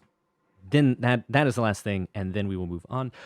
As usual, the overlays down below here in the actual channel are Jeff Buterbaugh. The overlays here and the stream itself are half Jeff, half me. The little computer TV CRT monitor bits, and the bottom is him.